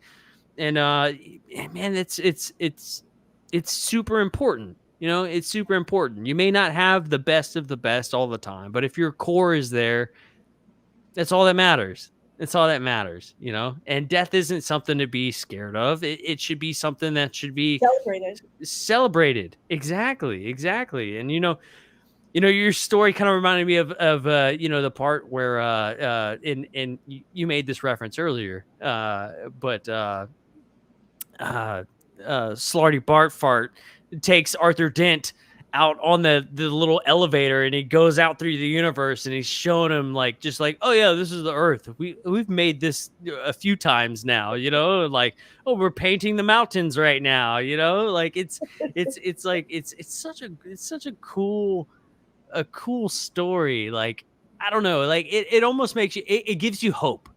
It gives you hope, like your story, reading your book, like it really like gives you just a really awesome perspective on life and death, and the beauty of both of them, really, because you even mention there's a point to where you feel this love that you can't, like, just you can't even match it. But there comes a point to where you thought about your children and like your family, and that's what like brought you almost back to yourself, was like that feeling of like, I have to get back to my kids. I have to, that's so powerful. Like if he wouldn't have done that, I would have stayed there happily, right.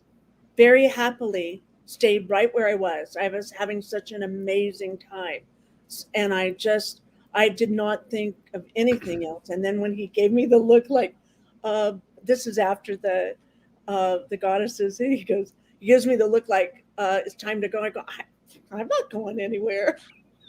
I'm staying. I mean, this is really good. And he goes, well, what about your children? And I go, oh, my 3 children. Oh my God. I was gone. Let's go. I couldn't get there fast enough, When I read your book, I had told that story earlier about the dream that I had, where like I'd never felt a feeling like that before. I read your book and I was like, did I die in my sleep? At some point, did I die? Because it was almost like exactly what happened, without all the extra cool stuff in the mahogany chair and like all that stuff. I fell asleep, and I had this just, oh God, I could have stayed there forever, Barbara. Like, I can't explain the feeling. And like, I read your book and I was like, holy shit, did I die a few months ago in my sleep? And then they put me back like the next morning. Like, did I have like a mini heart attack or something and like die and then come back? Because this thing, it was like, it told me it's time to go. And I was like, oh, no, I'm totally all right. Like right here. Like I wasn't even thinking about it. And it literally like pushed me Yeah. like push, like, and I say scared, like it's not scared, but I feel like it almost kind of like developed into like a, I don't know. I feel like it was like this beautiful, like, just there was just things around me, and I was drinking this drink, and like whatever it was that told me I needed to go back, I was like, no, I'm good. And it feel like it just turned into like a giant face and Mhm. like came at me really fast, and it like pushed me back into my body. Wait, Mhm. wait But it one wasn't scary. It was just very like jarring, I guess. It kind of like That's what it would take. That's all. That's because that's what it would take to get you right. yeah. Yeah, exactly. Exactly. Because I was not going anywhere. Yeah. That was So the best Sprite I had ever had. Whatever yeah, I was drinking, whatever feeling that was, yeah. it was ugh. So when I was telling you, like when you were all those description words in this book, that's exactly what that dream was like. And it kind of freaked me out a little bit. I was like, did I die or something? Like, because you almost described that dream like to a T, and it Well, was very strange. Except for I well, didn't get to see all the cool like green mountains and like meet the people in the hoods and like hang out at the Andy Warhol party and whatnot. You know, it was just the good feeling, and then they pushed me back. Like, I don't know, maybe, and that's what I was saying. Maybe that's one of those little signs that, my guides or whatever were trying to give me. Like, hey, yeah. there's a Or lot of that you good could stuff. relate. You could Yeah. relate to that. I think with me, because my body was in an ICU being taken care of, that it gave me the luxury of going way out there, right? Because Yeah. I know you can only go so far because your body's going, what the hell's going on? So it's time to come back. It's time to come Yeah. back. But my body was like, it was being given water and it was being taken care of, and I was in a safe place after they stabilized me, right? Yeah. And so they didn't know if I was going to make it or not. And I lost so much. My oxygen levels were beyond. I was supposed to be a vegetable. They had talked to my family and said she's going to be a vegetable. The Barbara Jean that you knew before will not be the same. They weren't sure. I had last rites given me. The freaking Wow. woman gave me last Damn. rites. So it was like serious shit, right? It was I have serious Yeah. shit. I have a better I have an understanding that yeah, a family member of mine, I'm very familiar with that, the process of Mhm. that. Mhm. It's very intense. Yeah. Yeah. Barbara, I have a question. So like when we talk about guides, a lot of in our, I guess, me and Joe's like path, I don't mean to speak for both of us, but like guides often come as an alien entity. Is that something that you would describe as guides? Like, how would you describe a guide There's for all yourself? kinds of different guides. There's various guides, and they change this is my perspective. It's not the law, but it's from my perspective. Is that there's so many different guides and our guides change as we change, because our needs become different. So I have like the guardian angel, a guardian that I had since I've had forever. I know I've had now, looking back, I didn't at the time, but I've had a Sasquatch forever with me, Wow. forever with me. Lucky. I know, but a lot of us have. You just have to remember. That's all, and you'll be sparked, Believe that. I and it'll come. 100% believe that. It'll come, and when you have that aha, it's like, wow, like really, and you just so it kind of tweaks you a little bit, and you get kind of the giggles from it, but it's like, but I don't see them as much as I smell them. That's how they come to me. I smell them, and a lot of people do that way. And there's a difference between the smell of them and pot. Very different smell, but very earthy, very musky, very sensual in a way too. It's very beautiful, and so I've always had that one, but not everybody has that. Okay, so everyone Right. has the guides that are significant, made for you. You have the guides that are just for you, and then you have group guides. This is how so you have this group of guides that all kind of work together because they have a whole idea of what they are there to create and help happen as well. And so you can have I'm not a real big one for angel guides, but all this my whole life I've never really talked about angels, never seen angels. But lately I have two big angels. They're like 100-foot tall angels. Wow. And they're both on each side of me sometimes. And like I had them come in to help with this, with our show today, to just kind of keep things grounded and because I need help. I'm not going to go by myself out here, Right. so I bring my buds with me, That's and so good. It would make sense because you and have so- like I'm picking up on just like the most positive, like they yeah, like you. They the really- energy. Great. Like, yeah, it I'm makes glad sense. they like us, man. They like us. They were like, these guys talk about farts way too much. Let's make sure that we're Oh good. no, they're not like that. They're real and they're raw, and that's what they like, right? And so you have that, and then you have your ancestral guides, and really you have been built upon the shoulders of all the generations of your ancestors. That's so And cool. we never talk about that, and you get to have that.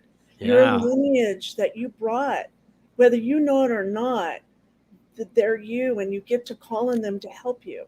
So to get where I've gotten in my life, I haven't ever done it alone. I've always had a lot of help from friends, family, guides, and I'll ask. For a long time, I was isolated and alone. That's what psychics. That's what I'm trying to change that. The psychics, we're alone and isolated. Stop it. Don't do that anymore. And so it's with your guides that you can bring, and they'll help you. And all you have to do is ask for help. And that's not in an airy fairy la out there way. It's your birthright. So you have your ancestors that you come from. You have your bloodline that come to you that you can ask for help. And then you have your totems, like your animal guides, right? A lot of us, you don't even have to have an animal guide that's in a different dimension. You have your corgis. They're the best. They're the best. They're the best. Yes. My little Mary Margaret, she passed away last year, and Oh she yeah. was the best. She was a little Scotty, and I just loved her. And Yes. so we have those beings with us right here, right now, that are with us, that you don't have to go in another realm. They're here with us. So I always give and all the horses and all the animals and the winged ones and the, That's I awesome. can go off on that whole trip. But, Yes. but we That's all have them.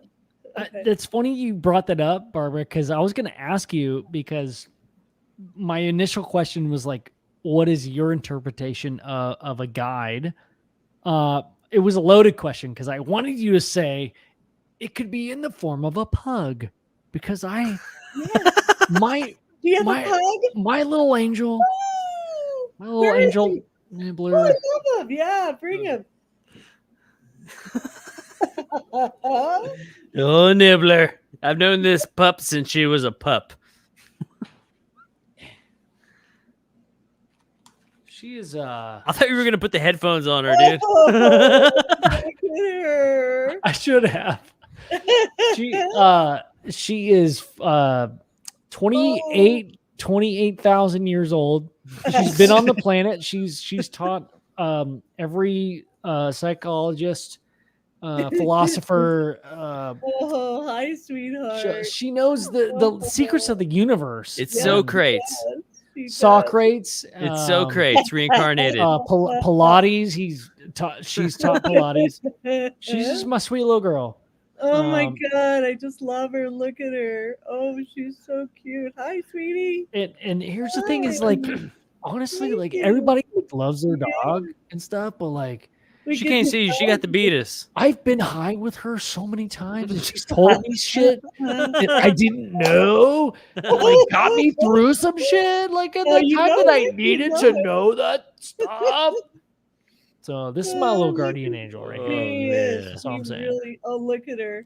Oh, she yeah. does. She really Yeah. does. We met a lady, and she had told Ben that he had a white manted guide that followed him everywhere. Yeah. Ooh. And then she told me that I didn't have a guide, but Oh. I belonged to the Lyrian family. And she was like, Oh. that's probably why you don't have a guide, because they're very independent.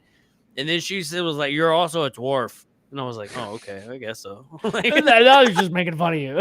now you're just making fun of me, lady. So Now you're also a dork. not only do you not have friends, but you're short. You're so alone. You like the dark and you like dirt. You get in that. You get in the dirt. She's like, You Ben, you're did. so spiritual and you have a mantis. Oh, right. Yeah.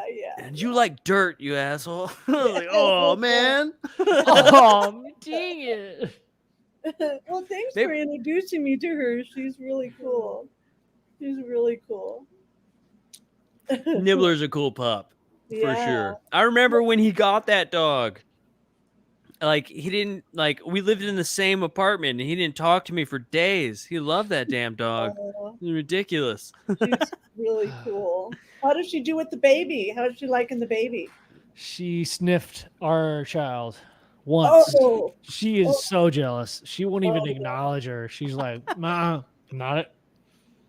I'm the baby. She's got cataracts and a bad hip. She's So, like, I'm the oldest one in this house, that's right. but I'm the baby. yeah. Yeah. That's exactly the vibe. Now give me my beatus, all my beta- beatus I medication. need my betas. She got the beatus. What time Ben- is it? Ben gave her way too much Kool-Aid when she was younger. Or I not didn't- enough, really. I didn't know that you couldn't strap a camelback to the back of a pug and just intravenously just Kool-Aid. Yeah. Oh, If I was gone for 2 days, we'd just give it a backpack full of Kool-Aid, full of Gatorade, right? Electrolytes. Dogs need electrolytes. To help them grow. Thanks I for had not. somebody Thanks for, give me a reading lately, and she said that she saw in that I had another dog coming, and it would be a pug. So that's interesting. And his name was Winston. oh Hey! my I think god! that's a great name, right? Yeah. Great name for a little pug. I used to smoke 2 packs of Winston's a day. There Red. you go. There you go. Not anymore, though. I No, switched. that's Why? what my dad. Oh no, my dad smoked Camels. Camels, yeah. Yeah. Winston's and Mavericks, and then I used to roll my own cigarettes. Oh, 'cause So you I was were very cool. popular at parties. Yeah, So- or like a major inconvenience. They're like, oh shit. I was not very popular in like restaurants or like malls and things though. Like people would always come and be like, "Hey, you can't do that in here." And I'm like, "What? Roll a cigarette?" And they're like, Yeah. "Oh, that's a cigarette." I'm like, "Well, Oh, half of it is." You don't know that. Just a half. Yeah. Little spliff, you know? you like ask it like, hey, can I bum a cigarette? And somebody fucking brings out a bag full of tobacco. Like, nah, never mind. It's Never fine. mind. Ben was more of a filter guy. Yeah, I use a noodle, a spiral Oh, noodle. yes, dude. Yes. Man, guys, this has been absolutely amazing. Barbara, I'm so Thank glad you so came much. on the Thank you for show. having Yes. me. Thank you for having me, you guys. Yes. I really enjoyed. I feel like I know you too. So I'll have to Yeah. have someone give me a reading on that, right? You All literally, right. I haven't even mentioned the stuff that you hit on earlier. Like the checkered. Anyway, I feel like you know me more than I know. I know you, but I feel like you picked up on some stuff. You've got something. I don't know what it is, but it's a magic. I don't know what kind of magic, but it's a magic. Thank you. And I have Guess I'll take that as a absolutely. compliment. I meant it as a compliment, and I've absolutely enjoyed having you just hanging Thank out you so in the much. garage tonight. So Anytime. Yes. Thank you. Yes. Thank you Well, both. well, Barbara, we got to have you back on. I would love that. I would You love have an that. open I'd love to go to invitation. your live events sometime. That would be fun. Definitely. If you ever Yes. decide you want to come out The to next Texas one. sometime, know. I'll my let you know. friend's from Texas. He's from Austin. So Perfect. yeah, my business partner. So Perfect. he knows Texas pretty well. So Perfect. Well, Yeah. you can come to our hometown, and Thank we're known for a few one of the things. top 5 barbecue restaurants in the entire United States. Ooh. So, and it's right across the street from where we host the event. So, Okay. Louis Oh, Miller well, that might Barbecue. get 'em. Lou That Miller. just might get him. Yep. So Thank you. definitely let's talk a little later because Okay. we're hoping that if this event goes off as a success, we I'm sure want to Bill. grow the whole thing because Of our whole thing course. is like we love conferences and stuff, right? But like, Right. the speakers get like 30 to 45 minutes and it's just not enough time. Yeah. So Yeah. Terry lives up in the Dallas area Oh, and we very were like, good. let's host an event and have one speaker come and let them speak for an Oh, entire 3 very hours, tell their nice. story and let Very people get to nice. know them, So that's kind Very of the good. vibe we want to. I like that. Yeah, So kick back but deep. exactly. Very Exactly. good. So, and it's going to be a good time. It's going to be a lot of fun. Barbara, if that's something that you're interested in, let's definitely talk Okay. because the next event could be, Who Barbara knows? Jean, Barbara Jean. I would be honored. I would be honored. And give Terry my love. Will do. I Okay. definitely will. I Well, definitely will. we'll lace it in there. Thank Yeah. you. I caught that, Ben. I like that. You That was a get good it. one. All right, Barbara. Well, hey, this Thank has been you. great. Thank Love you you so much guys. for coming on tonight. Thank Thank you you, for having me. Barbara. You're awesome. Thank you. We'll So are talk to you guys. later. So are you guys. Bye. Peace. Bye. We'll see you later. Nice. Oh, Now you see why I was so bummed when she couldn't make it the I other know. week, dude. I know. Here's the thing is like, I love this aspect of our show where this is how it's always been. It's like you find the cool shit and I'm like, what do you mean? And then we talk about the cool shit. It's evolved. It's It's evolved. the coolest shit ever, right? Dude, that was the coolest shit. We literally got a reading on our past lives, dude. How cool was that? I know we're both afraid of like getting our what is it called? Regression? Regression, not aggression. I see an aggression from you every time I talk to you on the fucking on the phone. Am I in the fucking dirt? I'm the only motherfucker working. We know we're both afraid to get enemas. Yeah. Right? So, man, that was amazing, dude. Honestly, I needed that. The last few months, I have been kind of like just in search for some soul stuff, man. I think that filled my soul stuff. Yeah. If that makes sense. Not that any of our other guests didn't fill that. It was just like I needed to hear some of the stuff she had to say. Yeah, for sure, man. Like dude, I've had such like this month has been just really tough. I mean, I call you and vent from time to time. Yeah. It's just been so tough, man. I mean, like, and Barbara really like she kind of put life into perspective a little bit. Like she talked me off the cliff. You know what I'm saying? Like figuratively, she talked me off the cliff a little bit. Yeah. And it felt so good. Like it's exactly what I needed. It really is, man. It really is. It's exactly what I needed to hear. And just like, this show, man, it used to be music. Music was the thing that took me away and just let me be in my place, my meditation state. That's what this show is now, man. Like I could be having the worst of days, but as soon as we hop on, it all goes away, man. And Barbara was just perfect for tonight, man. Like it's almost like her missing that show 2 weeks ago was almost like a synchronicity that she showed up Absolutely. this week. I was not in the headspace to do the show we did tonight. Like that's why I try to approach things, man. Like I'm not always great at it because I'm an anxious fucking ADD crazy person. Yeah. You know me. Yeah. Like And I'm an overstressed, overworked, just anxiety kind with of with guy. a great haircut. With a great haircut. But honestly, like I need you to I'm gonna back you up on that. Like the time that Barbara was gonna be on our show wasn't the time. No, This was the time. it was. I can't tell you how many fucking dude. I'm like fighting back tears right now. Like honestly, like in the moment right now, as she was saying the shit she was saying, I would not feel the same way a couple of weeks ago because I was in a different headspace. Like Yeah, for sure. For sure. it would not have meant the same.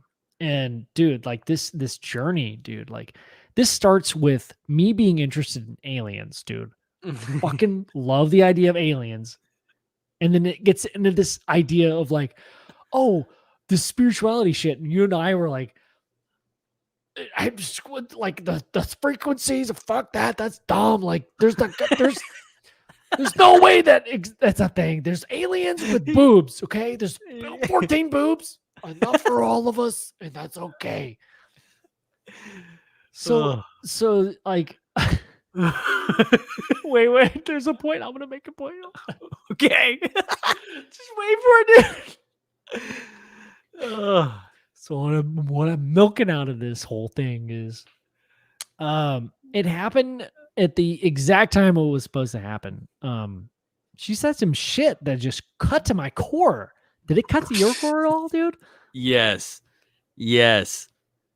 Like, it's like, especially when she did the past life reading, it was like, holy shit. Like, I'm almost living the exact life that my past life was, but like it's almost smaller, like with smaller nipples. with smaller nipples, and I don't have as cool of clothes. You know what I'm saying? It was almost like what I got from it, dude, is that my current life is trying to like echo that. Echo it, but also like, you know, when she was saying that, like, this is what you do, right? This is what you did in your past life. And it's like, whoa, that's exactly what I'm currently doing. And it's like my current life is now trying to take it a step further when she said, but it feels like you're tired of this whole thing. Like you're trying to bring people to you. Yeah. And that might be what the show is. And I was like, that was a huge thing. Fuck, dude. Yeah. Like, that's exactly like, it's like my past life. I fell into my past life, but now I'm trying to grow into that next stage of like, let's bring the love to us, you know? Yeah. Like it was oh, it was almost a little emotional. Like, I almost got a little teary-eyed in certain portions of tonight's show. I'm not even gonna lie. 80% of this, I almost cried. 80% of this fucking show. I had zero need to make any sort of dick joke. You know what I'm saying? Like, that's how important tonight was. That's a rarity. We made zero dick jokes tonight, and that's a huge step, dude. That's a huge step. That's what people would like to call growth. Yeah. That's it. That's an erection if I've ever heard one. I got one in. Yes. What'd you say? Oh, I said in my pants, and then you immediately said like an erection. So we did it at the same time. We made dick jokes at the same time. We had to get one into the show tonight. Yeah. So, man, we're all stuck in 19. Somebody asked. Oh, Chad Smith asked Ben, what did she say? What did she hit on that you were shocked about? Oh, can you share any of it? Yes, actually, yes, Chad. Fucking love Chad. By the way, freaking love Chad. And Bonnie, our new left brain partner. And Bonnie said we can write off our taxes, our wine on our taxes. For real, Bonnie, you're new. What are you, a CPA? We're gonna save thousands of dollars. We're gonna save. We made $10 this month. So Chad, what she hit on, and I was trying not to like give to like I'm very emotive, right? Like you know what I'm thinking. Yeah. My face, it's very whatever. I'm a fucking cartoon character. I was trying to hold back. And this very specific thing was when she was talking about the white and black checkerboard. Do you remember that specific thing? Yeah. Yeah. And she was talking about this idea of, correct me if I'm wrong, dude. Like when she was going like stream of consciousness, dude. Yeah. She wasn't just like saying something, dude. I don't know. I'm so good with words. I'm so poetic, dude. I wish it was that. I thought you were a poet, dude. Your last life, dude. I told her it was songs, like very short songs. And she said that. She was like very short. Julie, you wrote very tiny books. Listen to any song that I've ever written. It's like 14 words. They're very short. But the specific was the black and white texture. Tiled floor. My kitchen growing up from the age of 2 to 10, our kitchen was like this black and white tile. But there was like this old. We lived in this haunted house. We lived in a haunted house. It was haunted as fuck, dude. Like we saw ghost activity on a regular basis. We like made it a joke. We were like, oh yeah, this is just old Dr.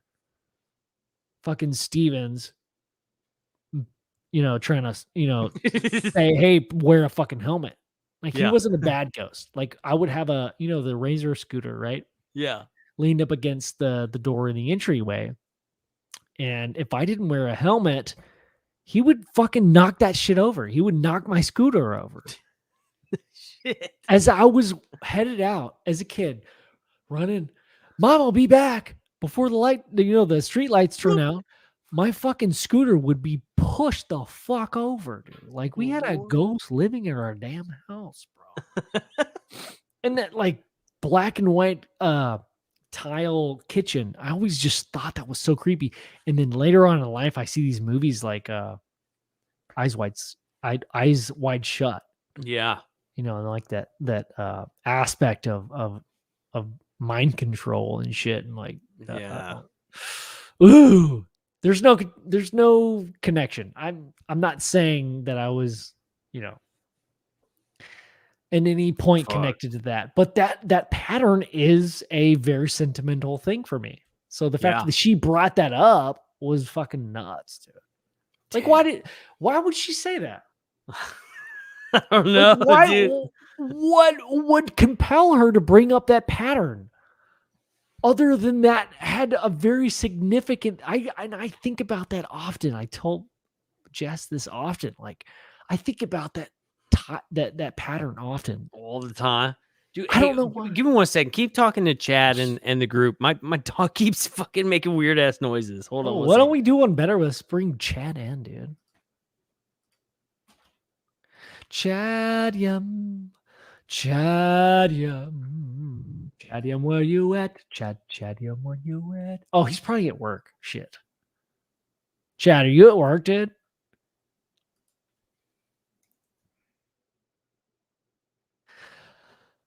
Okay, I'm supposed to be feeling dead air. Here we go. 509. Also, 509, we haven't even talked to you on our show like in a legit way. We need to have you on for like 6 hours. We need to dedicate a weekend for 509. That's a reality.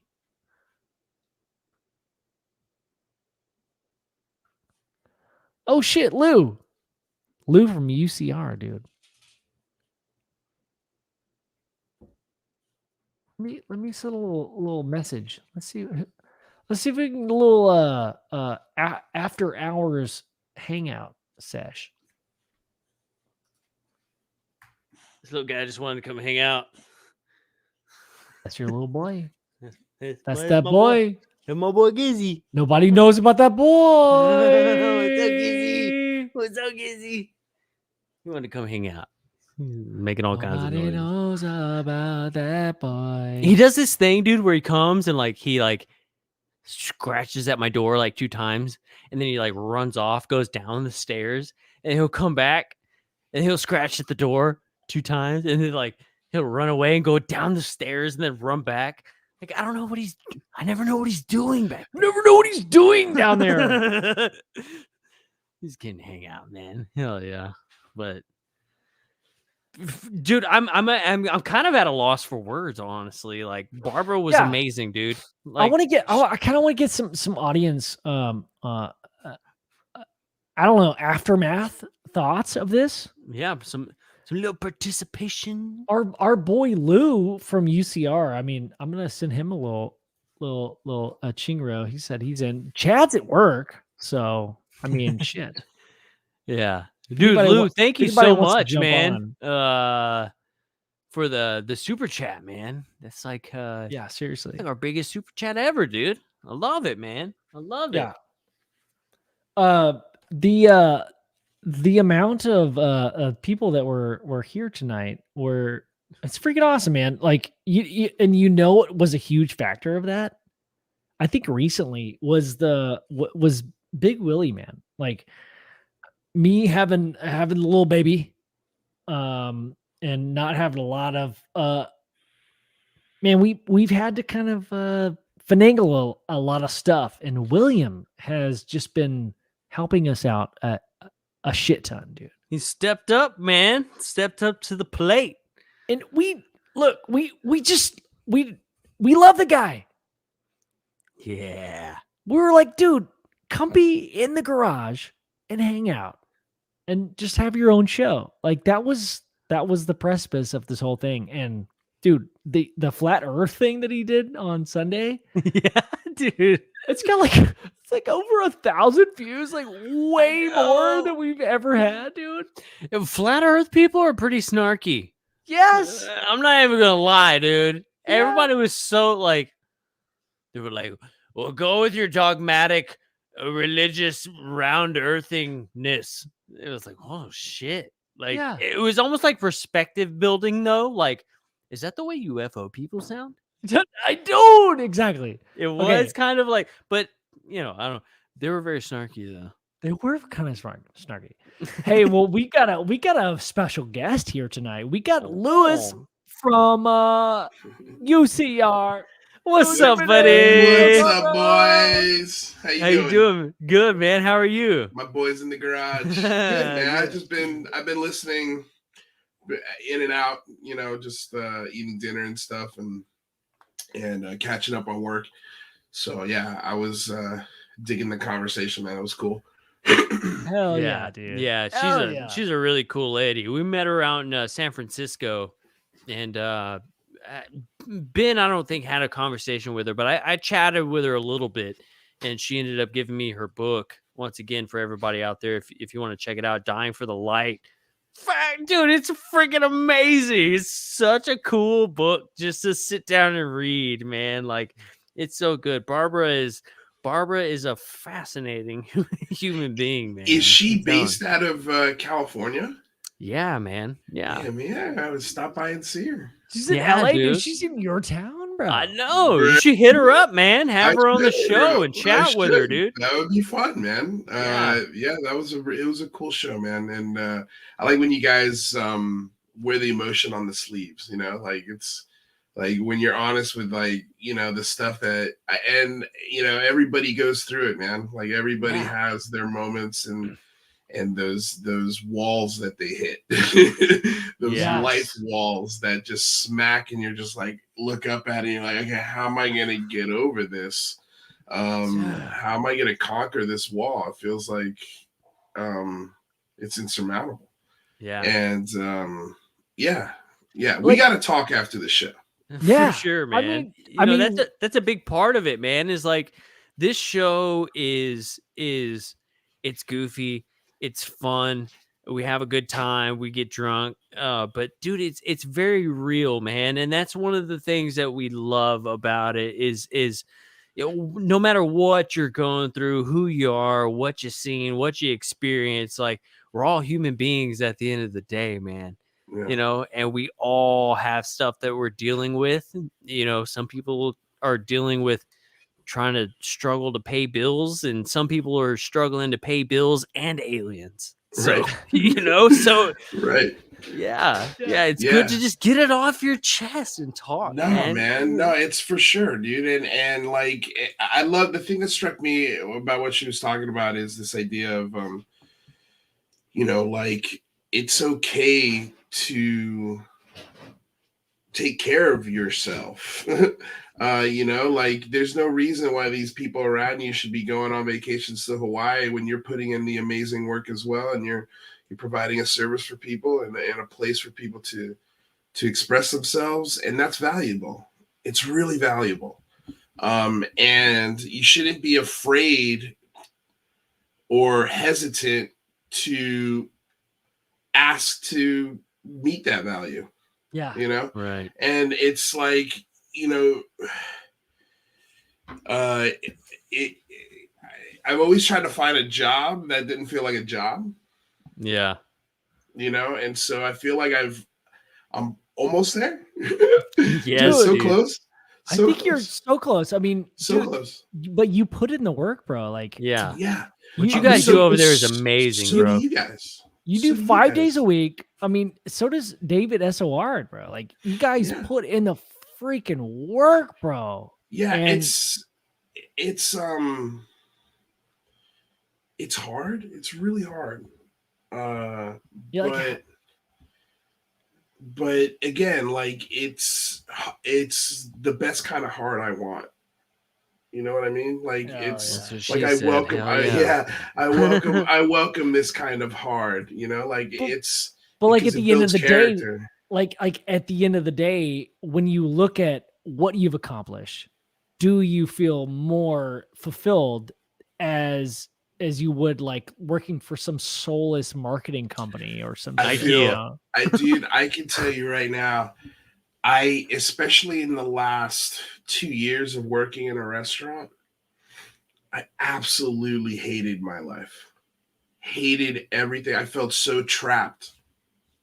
I was like going through the Rolodex of, man, what are the things I can do that outside of this that can keep a roof over my head, but at the same time give me fulfillment, like give me something that feels like I'm contributing, and but not only that, but that I'm in control. Me. You know, and Yeah, dude. like when you have a boss that calls you over like this, Oh, you know, and you're 37 and you're I like, hate that. what are you doing right now? I hate that so Like much. I'm a human being. Yeah, You I have a realize boss right? that doesn't I even hate call that. me sometimes. Yeah. So- Well, there you go. You Well- know, like it sucks. We're It working. sucks. I was. You and I, Lou, were talking about the food industry, and Joe got me my first job during college at Freebirds, and like, dude, that's like literally scratching the tiny surface of the food, service industry. And I mean, dude, you've worked for some pretty awesome chefs in some pretty big cities. And we talked a little bit about this. Did you work for Eddie Peary? No, I did not work for Eddie. He's a pretty good chef. He actually Is he? owns like a But, like- pizzeria and brewery now. Oh no shit! In- Hey, in good Him for and his him. old Texas? lady. Yeah, Good yeah. for him. But like, so the idea is like you have one person with this awesome vibe, this awesome this vision, right? Mhm. And you have the people that actually do the work. Like you can make this shit happen for you. You could carve out this path and you can make it happen. But there's these people that often get overlooked. And Yeah. I mean, man, as somebody who works in a kitchen that actually makes the food, dude, how frustrating is that for Yeah. like They everybody? never- Like, I love Freebirds. No, you love Joe's burritos, dude. Yeah. He's the only motherfucker that can make that burrito that way, Yeah. or he like Lewis only makes that pastry that way. I mean, I don't think you're a pastry chef, but like, Yeah. you know what I mean? Like, No, for sure. I mean, you know, it's an interesting dichotomy in a restaurant because you've got the front of house, that is literally the front line. They're the face of the restaurant. They're the ones who've got to deal with all of the intricacies and craziness of a guest, right? So it is a different animal. And then you multiply that by, depending on how many tables and guests you have, right? Allergies, screaming kids, like busboys that don't want to bust their tables. Like it's a really hard. For a long time, for me, it was super fulfilling because I'm a people person. I like provide like I used to get highs off of providing a killer experience for a party. Like when a party of 12 would come in and I'd throw the menus on the table and I'd say, hey guys, this menu's made to share. You could go through it, or I could just pick stuff for you and provide the experience that you guys really are looking for. And 9 times out of 10, they go for it. Yeah, dude. You know, go for it.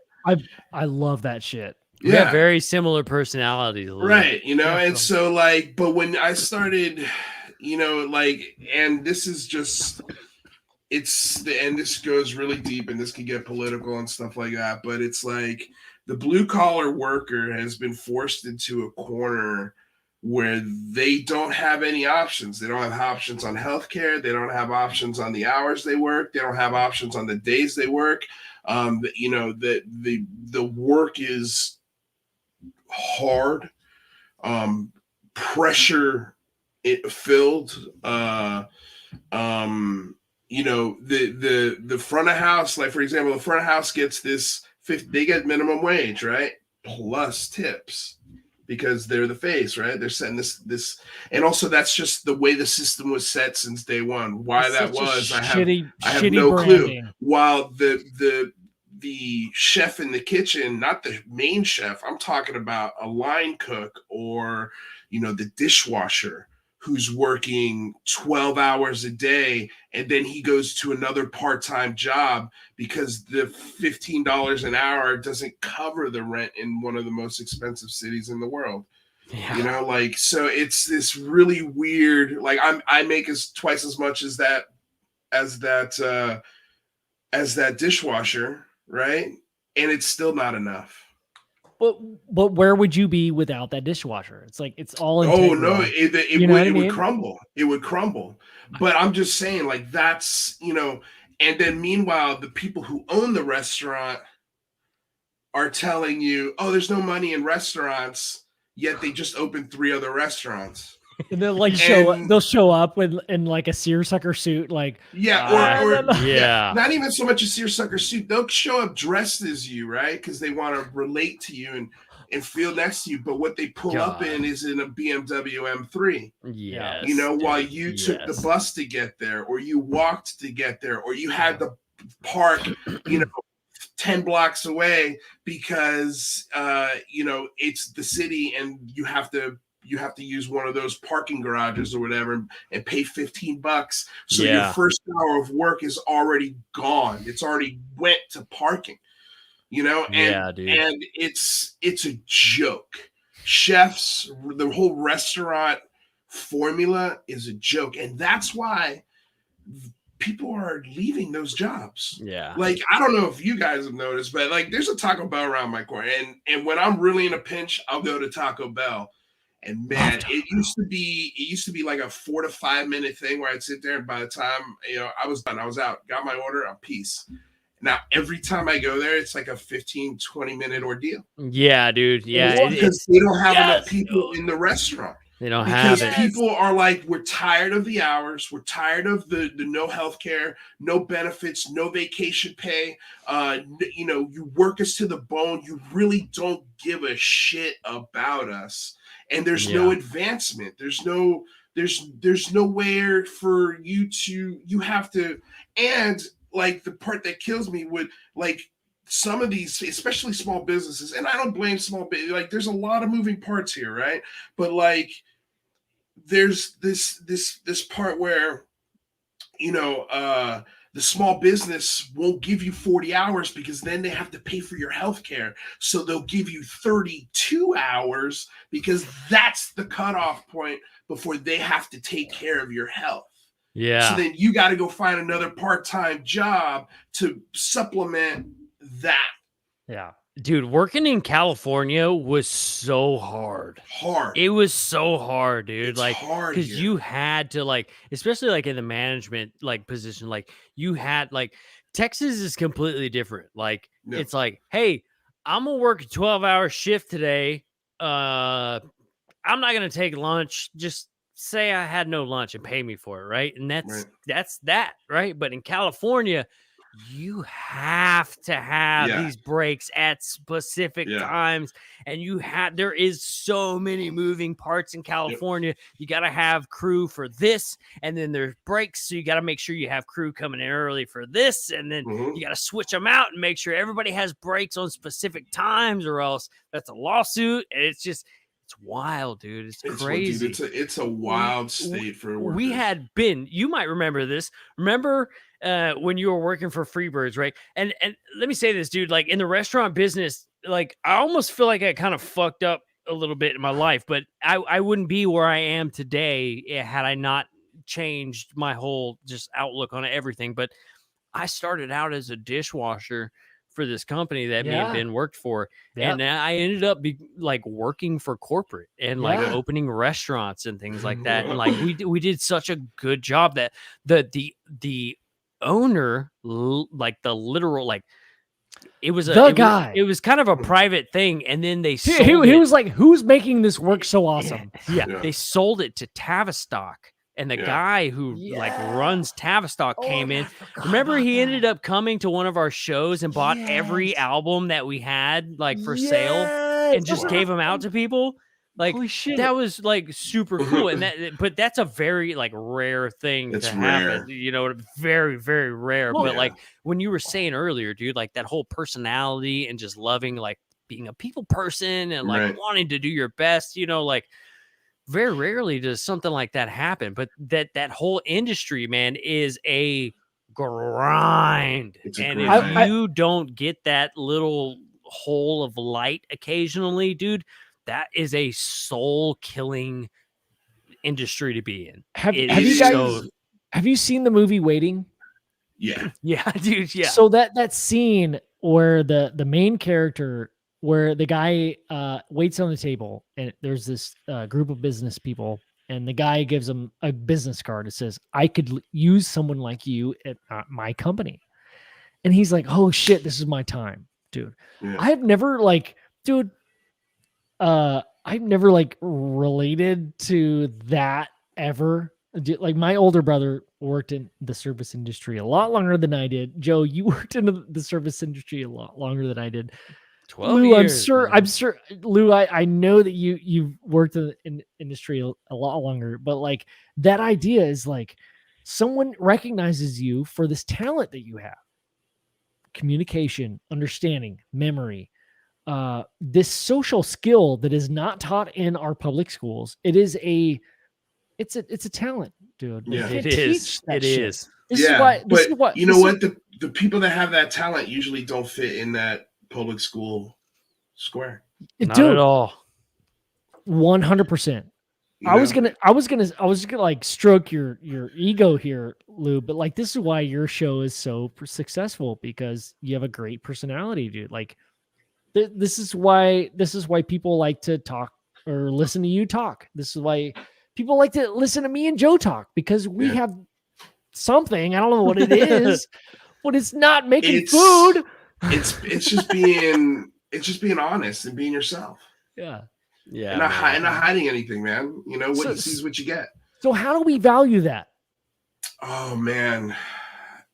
Do you want to go over it here? I mean, shit. I mean, we can. It's always so hard for us because we feel like, I mean, who gives a shit about your opinion? But obviously people do. But, you know, it's like, well, dude, you know, it's one of those things like when you, like for me, for instance, right? I work in the landscaping industry, a very high-end landscaping industry. And it's very, very difficult for me to walk up to somebody's door and say, hi, can I collect your $230,000 check? Because I've never ever. My house isn't worth that much, and I spent 2 weeks on a project that cost that much, dude. Like, I've never, like I was talking about earlier, dude. Like, I've stayed the night in a few cars. You know what I'm saying? Like, I've had to be on the grind a little bit as a child, and like just coming up through life. Like, you know, it's a learning experience. So for me, it's very difficult to ask people for shit that you've never had in your life. You know, That's would be my first piece of advice. Let that go. You have let to that go, because here's the thing, right? As a waiter, the trick to having high sales and making sure that you're walking out of that restaurant with the absolute most efficient night, and that means the most tips. All right, I got to pay my bills. Right. So the thing that I always did is, hey guys, we got a wine special tonight. First time they'll probably go, no, we don't need a bottle of wine. And then the food will come to the table. I'll say like, man, I'll tell you what would go great with this. A nice barbacoa. We got on special tonight. It's 32 bucks for the bottle. Barbacoa. Oh, you know? Don't even get me started, bro. And so at that point, I usually get them by the second time, right? But the trick is you got to ask 3 times before you take no for an answer. Yeah. And that's kind of what I do subliminally, I guess, through my show.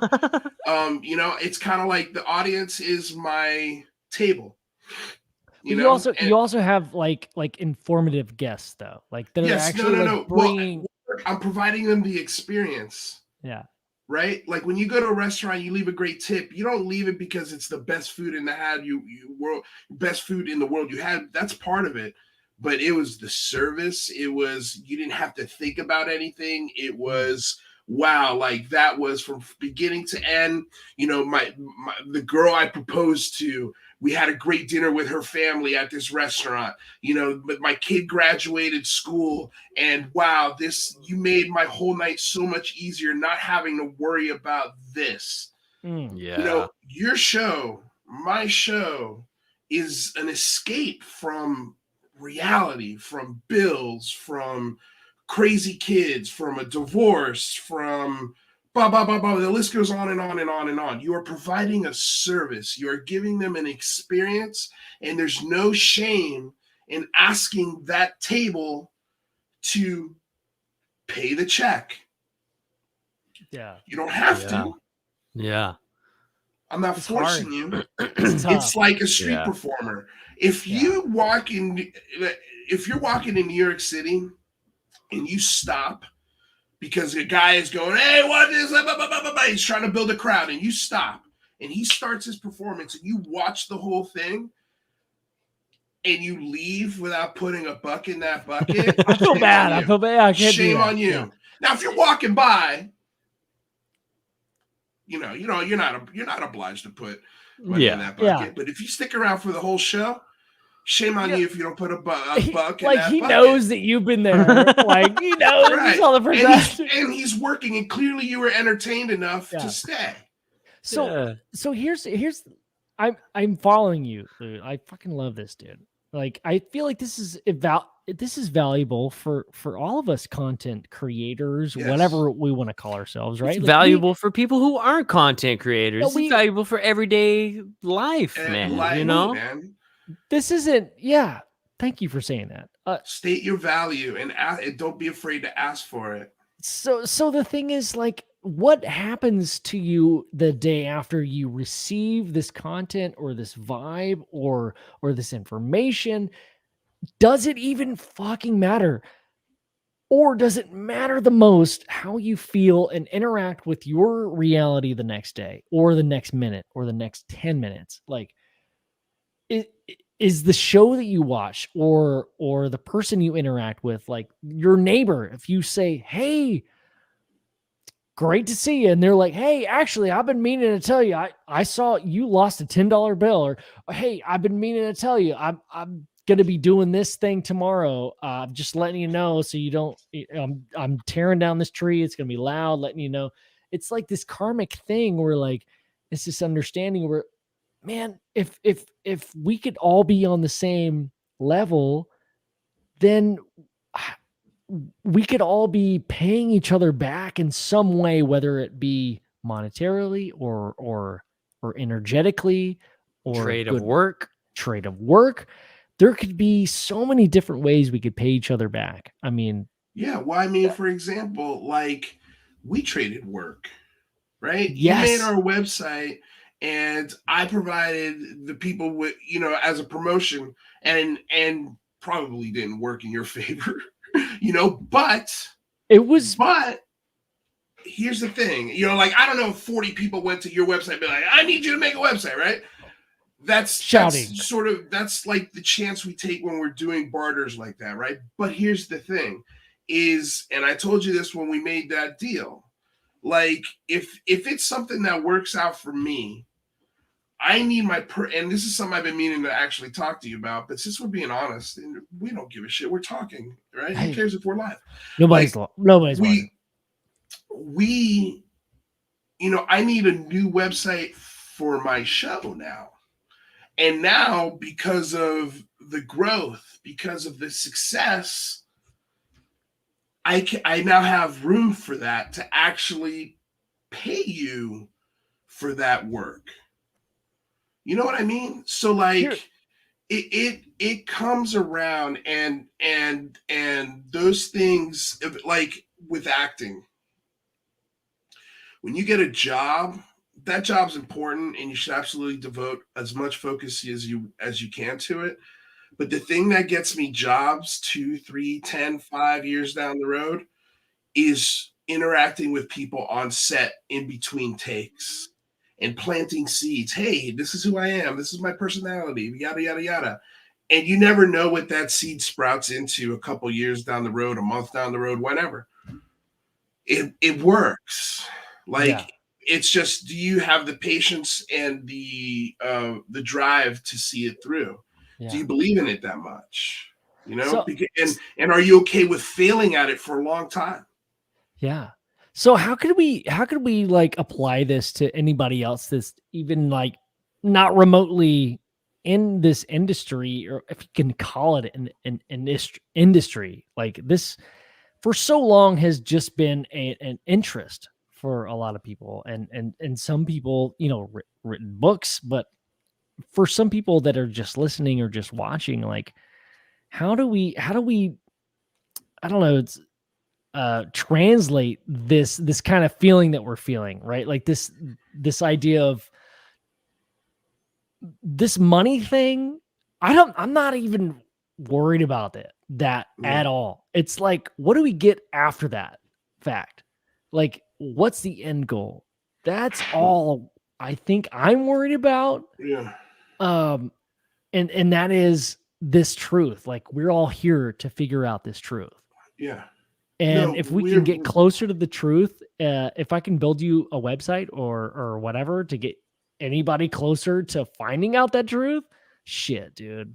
Well, that, we kind of talked about that. We hit on it a little bit tonight, dude, is like, what's the end goal? Well, the end goal is the truth, right? But like, right. You really kind of spin your wheels on the truth after a while if you don't have the funds to project the truth. You gotta have some sort of like monetary system to kind of push this stuff, right? I mean, that's all you ever hear about is like, oh, well, the rich people only tell you what they want you to hear, right? Well, why can't the fucking truth seekers tell you what they want to hear? Because they gotta pay their fucking bills, fucking money. And it's time that the tides have started to change a little bit to where some of us are starting to kind of maybe, not not us, you know what I'm saying? Like some of us are starting to get to the point to where like we have that monetary backing to where we can actually stand up and say, fuck you. Yeah. And tell the truth. What I would say is, again, don't be afraid to ask for it. Because when you weren't meaning to ask for it, but when you did ask for it, you got it tonight. We did. Right. Yeah. Right. That's my point. I think there is, for content creators, especially in this arena, they have a guilt for asking people for money, for asking people to support them with hard-earned cash that they work for, right? because there's been so much sleazy, underbelly, lying, deceitful kind of snake oil salesman in this field. Yes. And so if you try to aspire to make a living off of this, you might be afraid that people are going to associate you with snake oil salesman. And what I am saying is, if you're honest with your content, if you're honest with your audience, and you ask for it, don't demand it, you'll get it. But you have to ask for it. For sure. Like, the best piece of advice I got in this town was, and I used this on you, Ben, like, you never know what you can get until you ask for it. You will be surprised how much people are willing to help you, especially if your cause is just. Yeah. Yeah. You know, this conversation is going to help me a lot, because we're putting on this live event in December, and like, you know, we're trying to find sponsors right now, and it's been so hard to just be like, hey, you know, like, for us it's massive, right? Like, it's massive. It's a big deal. You know what I'm saying? Like, for us, it's a huge deal. But like, you know, like, it's also that, I guess you could call it a fear if you wanted to, but it's also that fear of the lingering stigma of people who don't understand, you know? And do you think a billionaire feels guilty when he takes a huge tax break or a subsidy to build a new factory, or pay less in taxes? Like, we're not doing that.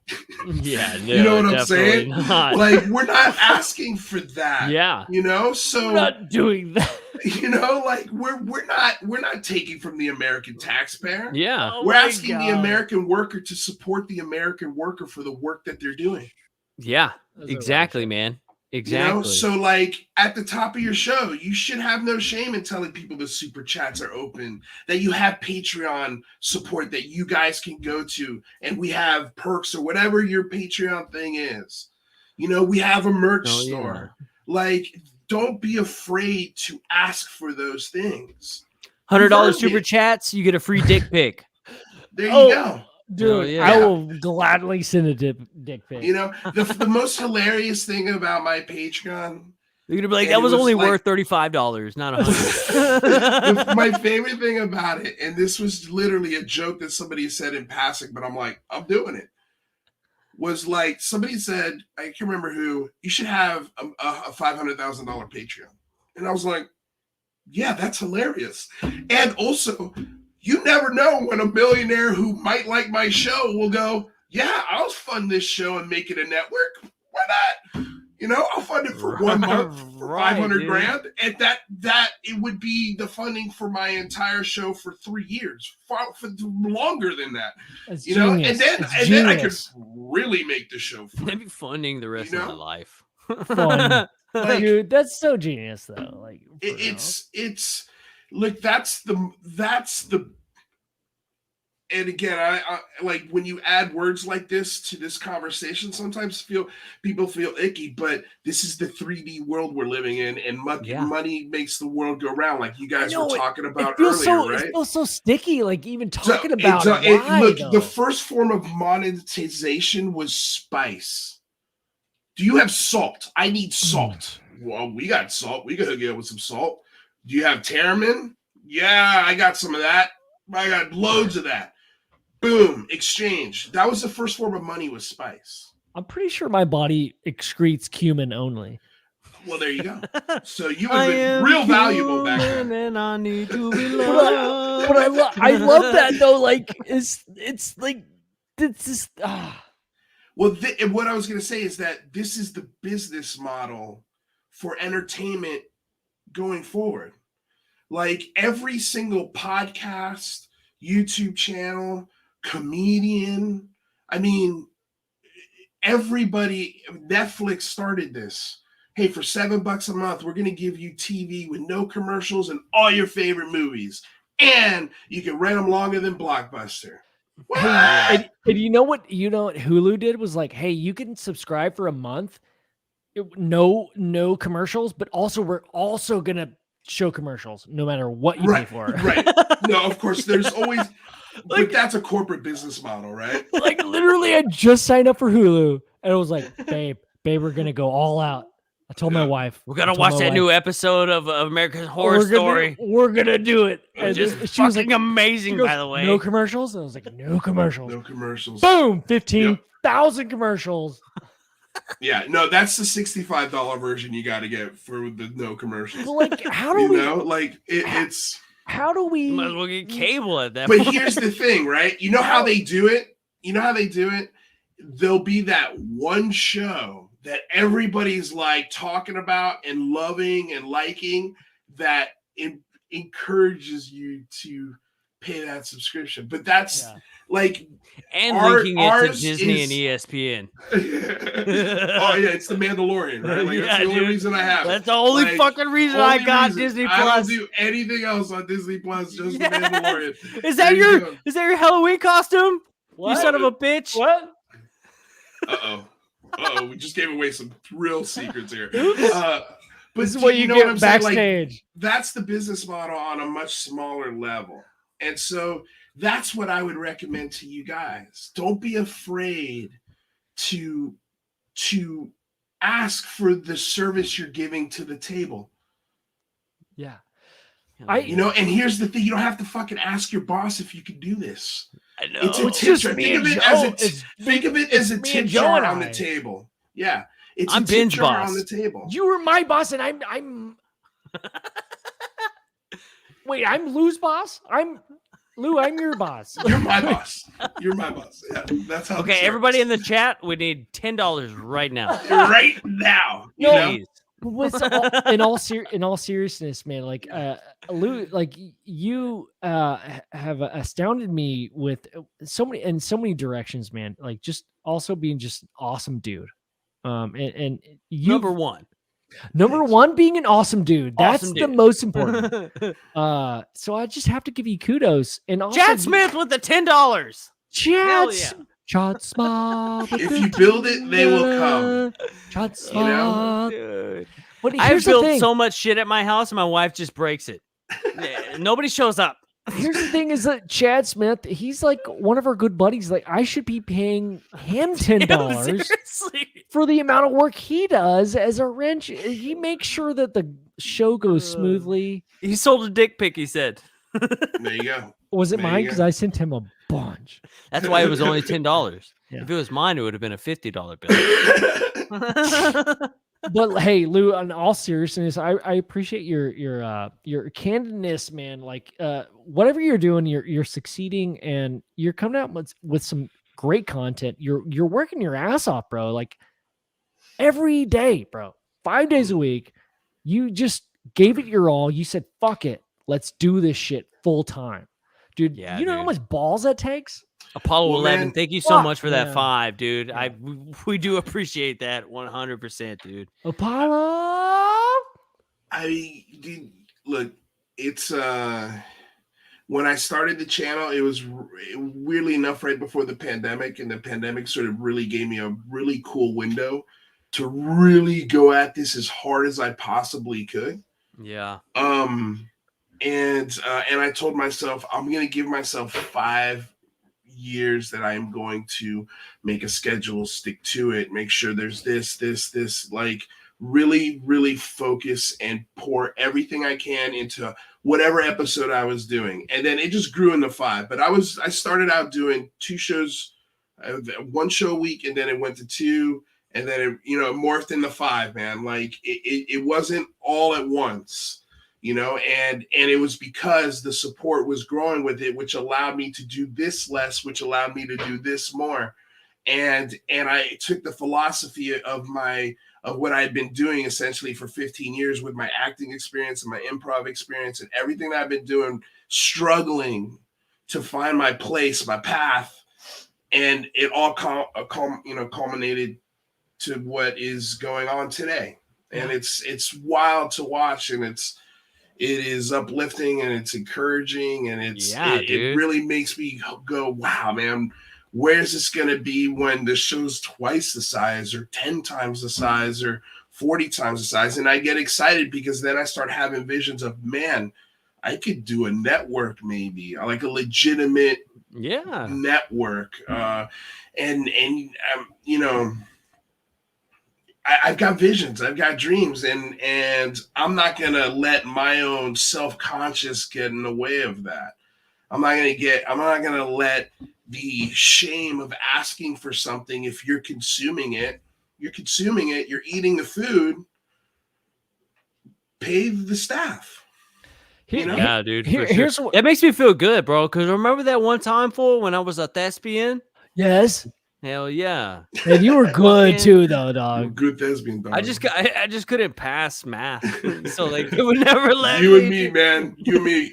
I was terrible at math. But I know we gotta fizzle out here, boys. Yeah. But I just want to leave this here, just for whatever you take it, whatever you put into what you're into, is what you're gonna get out of it, man.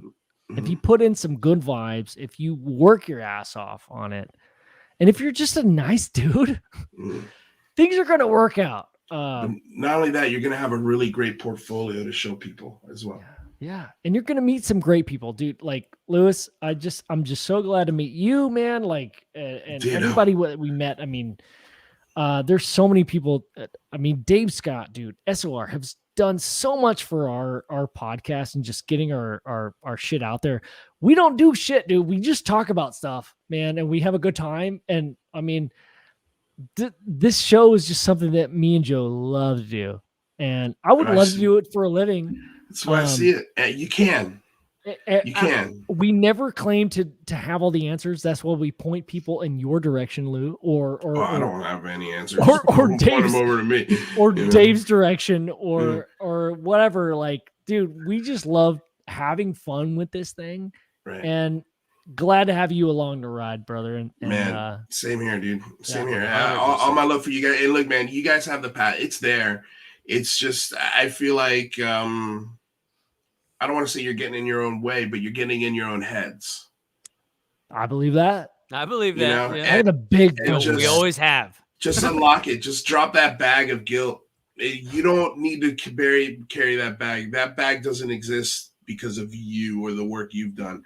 That's the generations of people that have come before you. And I refuse to carry that bag for them. Hell yeah. I don't even like carrying bags. I love the bagpipes, but grocery bags are the worst when you're trying to open the door.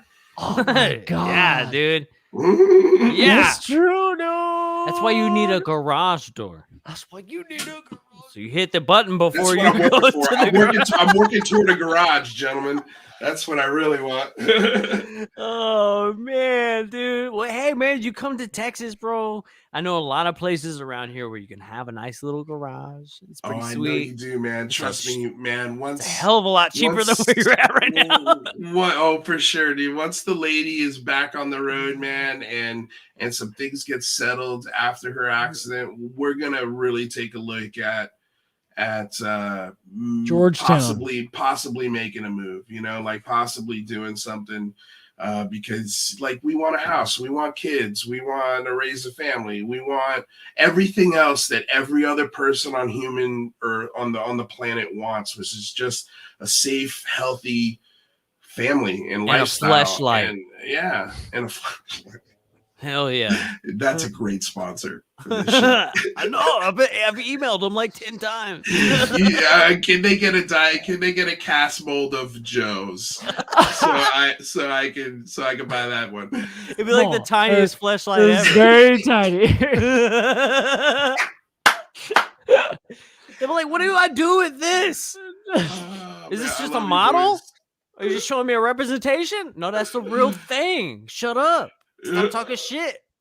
Well, dudes, I gotta go mop and clean because my family's coming in tomorrow, and I know my girlfriend is dying for me to do that. But man, yeah, I love you guys. You guys are doing everything right. Keep. I know exactly what you're thinking and the frustrations that you're going through, and it's a few minor changes, and we could talk about some other stuff, some other things that I could. lay out on the table for you guys, and you guys can take it and run, or decide to not use it. We'll hop on a private but conversation, man, for sure. I think you're so close. You're like right there, and you don't even realize it. I appreciate that, man. And you've offered this since the get-go, man. And I just want to, thanks, bro. I appreciate you, dude. No sweat, dude. I appreciate you guys and everything you've done to help legitimize the movement and the grassroots stuff that we do.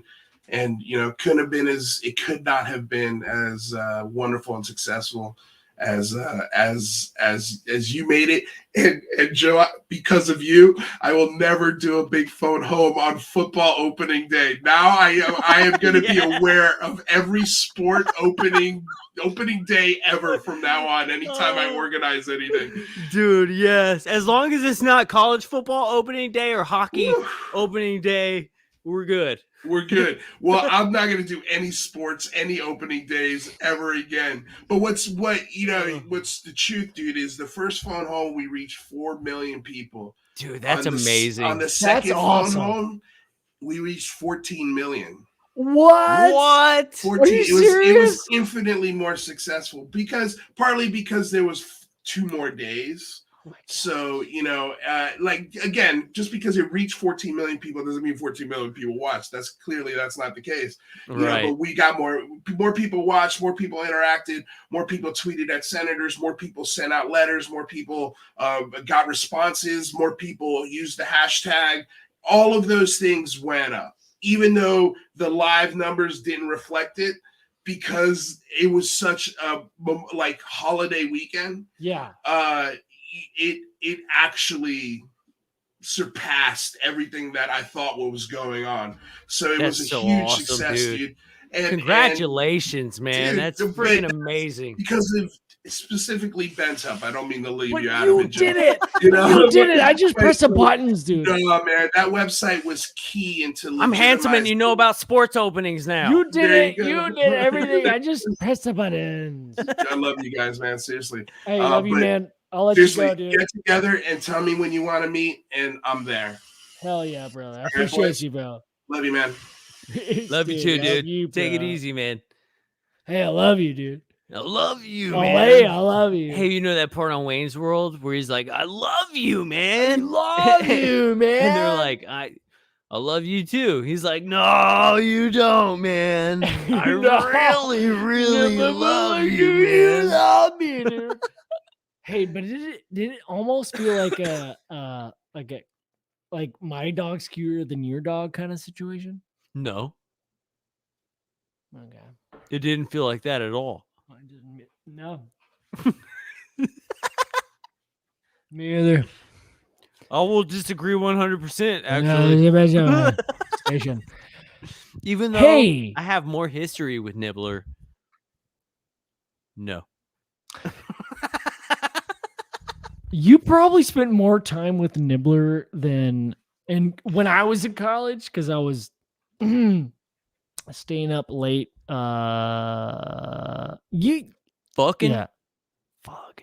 That's college. No, Brian spent the most time with Nibbler, dude, than either one of us. Hey man, like 8 a.m. Like I just went to like the 7-Eleven, got like 14 hot dogs, like your pugs pooped and everything, man. What are you up to? I don't know. I just woke up for class. I don't know. What are you doing?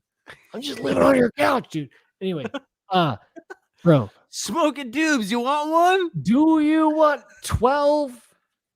Hey, I have to pee so bad, dude. Fuck yeah. You want to just get out of here? No, we're about done. No, we're good. Are we? No, dude, it's Dave. Dave's on. Dave's 11. On. I know, that's what I'm saying. 11. Let's go. Let's go. Let's go. Oh, dude. Thank y'all so much for hanging out with us tonight. Hell yeah. This was an amazing night, dude. Tamitha, 509, Sunny, Apollo. You guys, what a great fam we have. Yeah. What a great fam. Thank you guys so much, man. Barbara Jean was absolutely amazing. Barbara Lou, Jean. thanks for hopping on with us tonight, man, and giving us some words of encouragement. Yeah. Yeah. I mean, we love you guys, man. I really love you, man. Like, I love you guys, though. Yes. Hey. Thanks, Sage Necro. That's not true. That's not true at all. It's so professional and clean over there. It really is. I mean, I don't know. I guess maybe we don't have commercials. My kidney is literally. We're the Netflix and he's the Hulu. Maybe I have to pee. Ben has to poop and he has to pee, so we gotta go. Love Oh, you yeah. guys. All right, guys. Well, hey, Freaking love you. Wait, hold on. This has been another episode of UFO Garage. See, I'm more of a beat maker. You're more the of a guy singer. that does the bass and the beat, dude. Oh, boom, boom, boom, boom, boom, boom, boom, boom, boom, boom. And this has been another episode of UFO Garage. Bum bum bum bum bum bum bum bum bum bum bum bum bum bum bum bum bum bum bum bum. Is that your enema tool, dude? Hell yeah! Put things in your butt with that. No, dude. Hell yeah! It's to wipe off dirt when I'm taking photography. Oh, Like dust. Everything has dust on it. So it's not like medicine for your butt, then. Well, it could be if you wanted to. Are they the same tool for two different purposes? No, I'm not gonna let anybody use this. It's for my work. Kind of like a knife is used for cutting things, but also as a screwdriver. I will never use the same knife as I cut cheese as to spread cheese. Yeah, you Let's just can't say do it that, like dude. that. It's crazy. Hell yeah. Well, hey guys, this has been another episode of UFO Garage. We love you guys, man. Hey, we'll see y'all next Thursday. Talk to you later. Goodbye. Bye.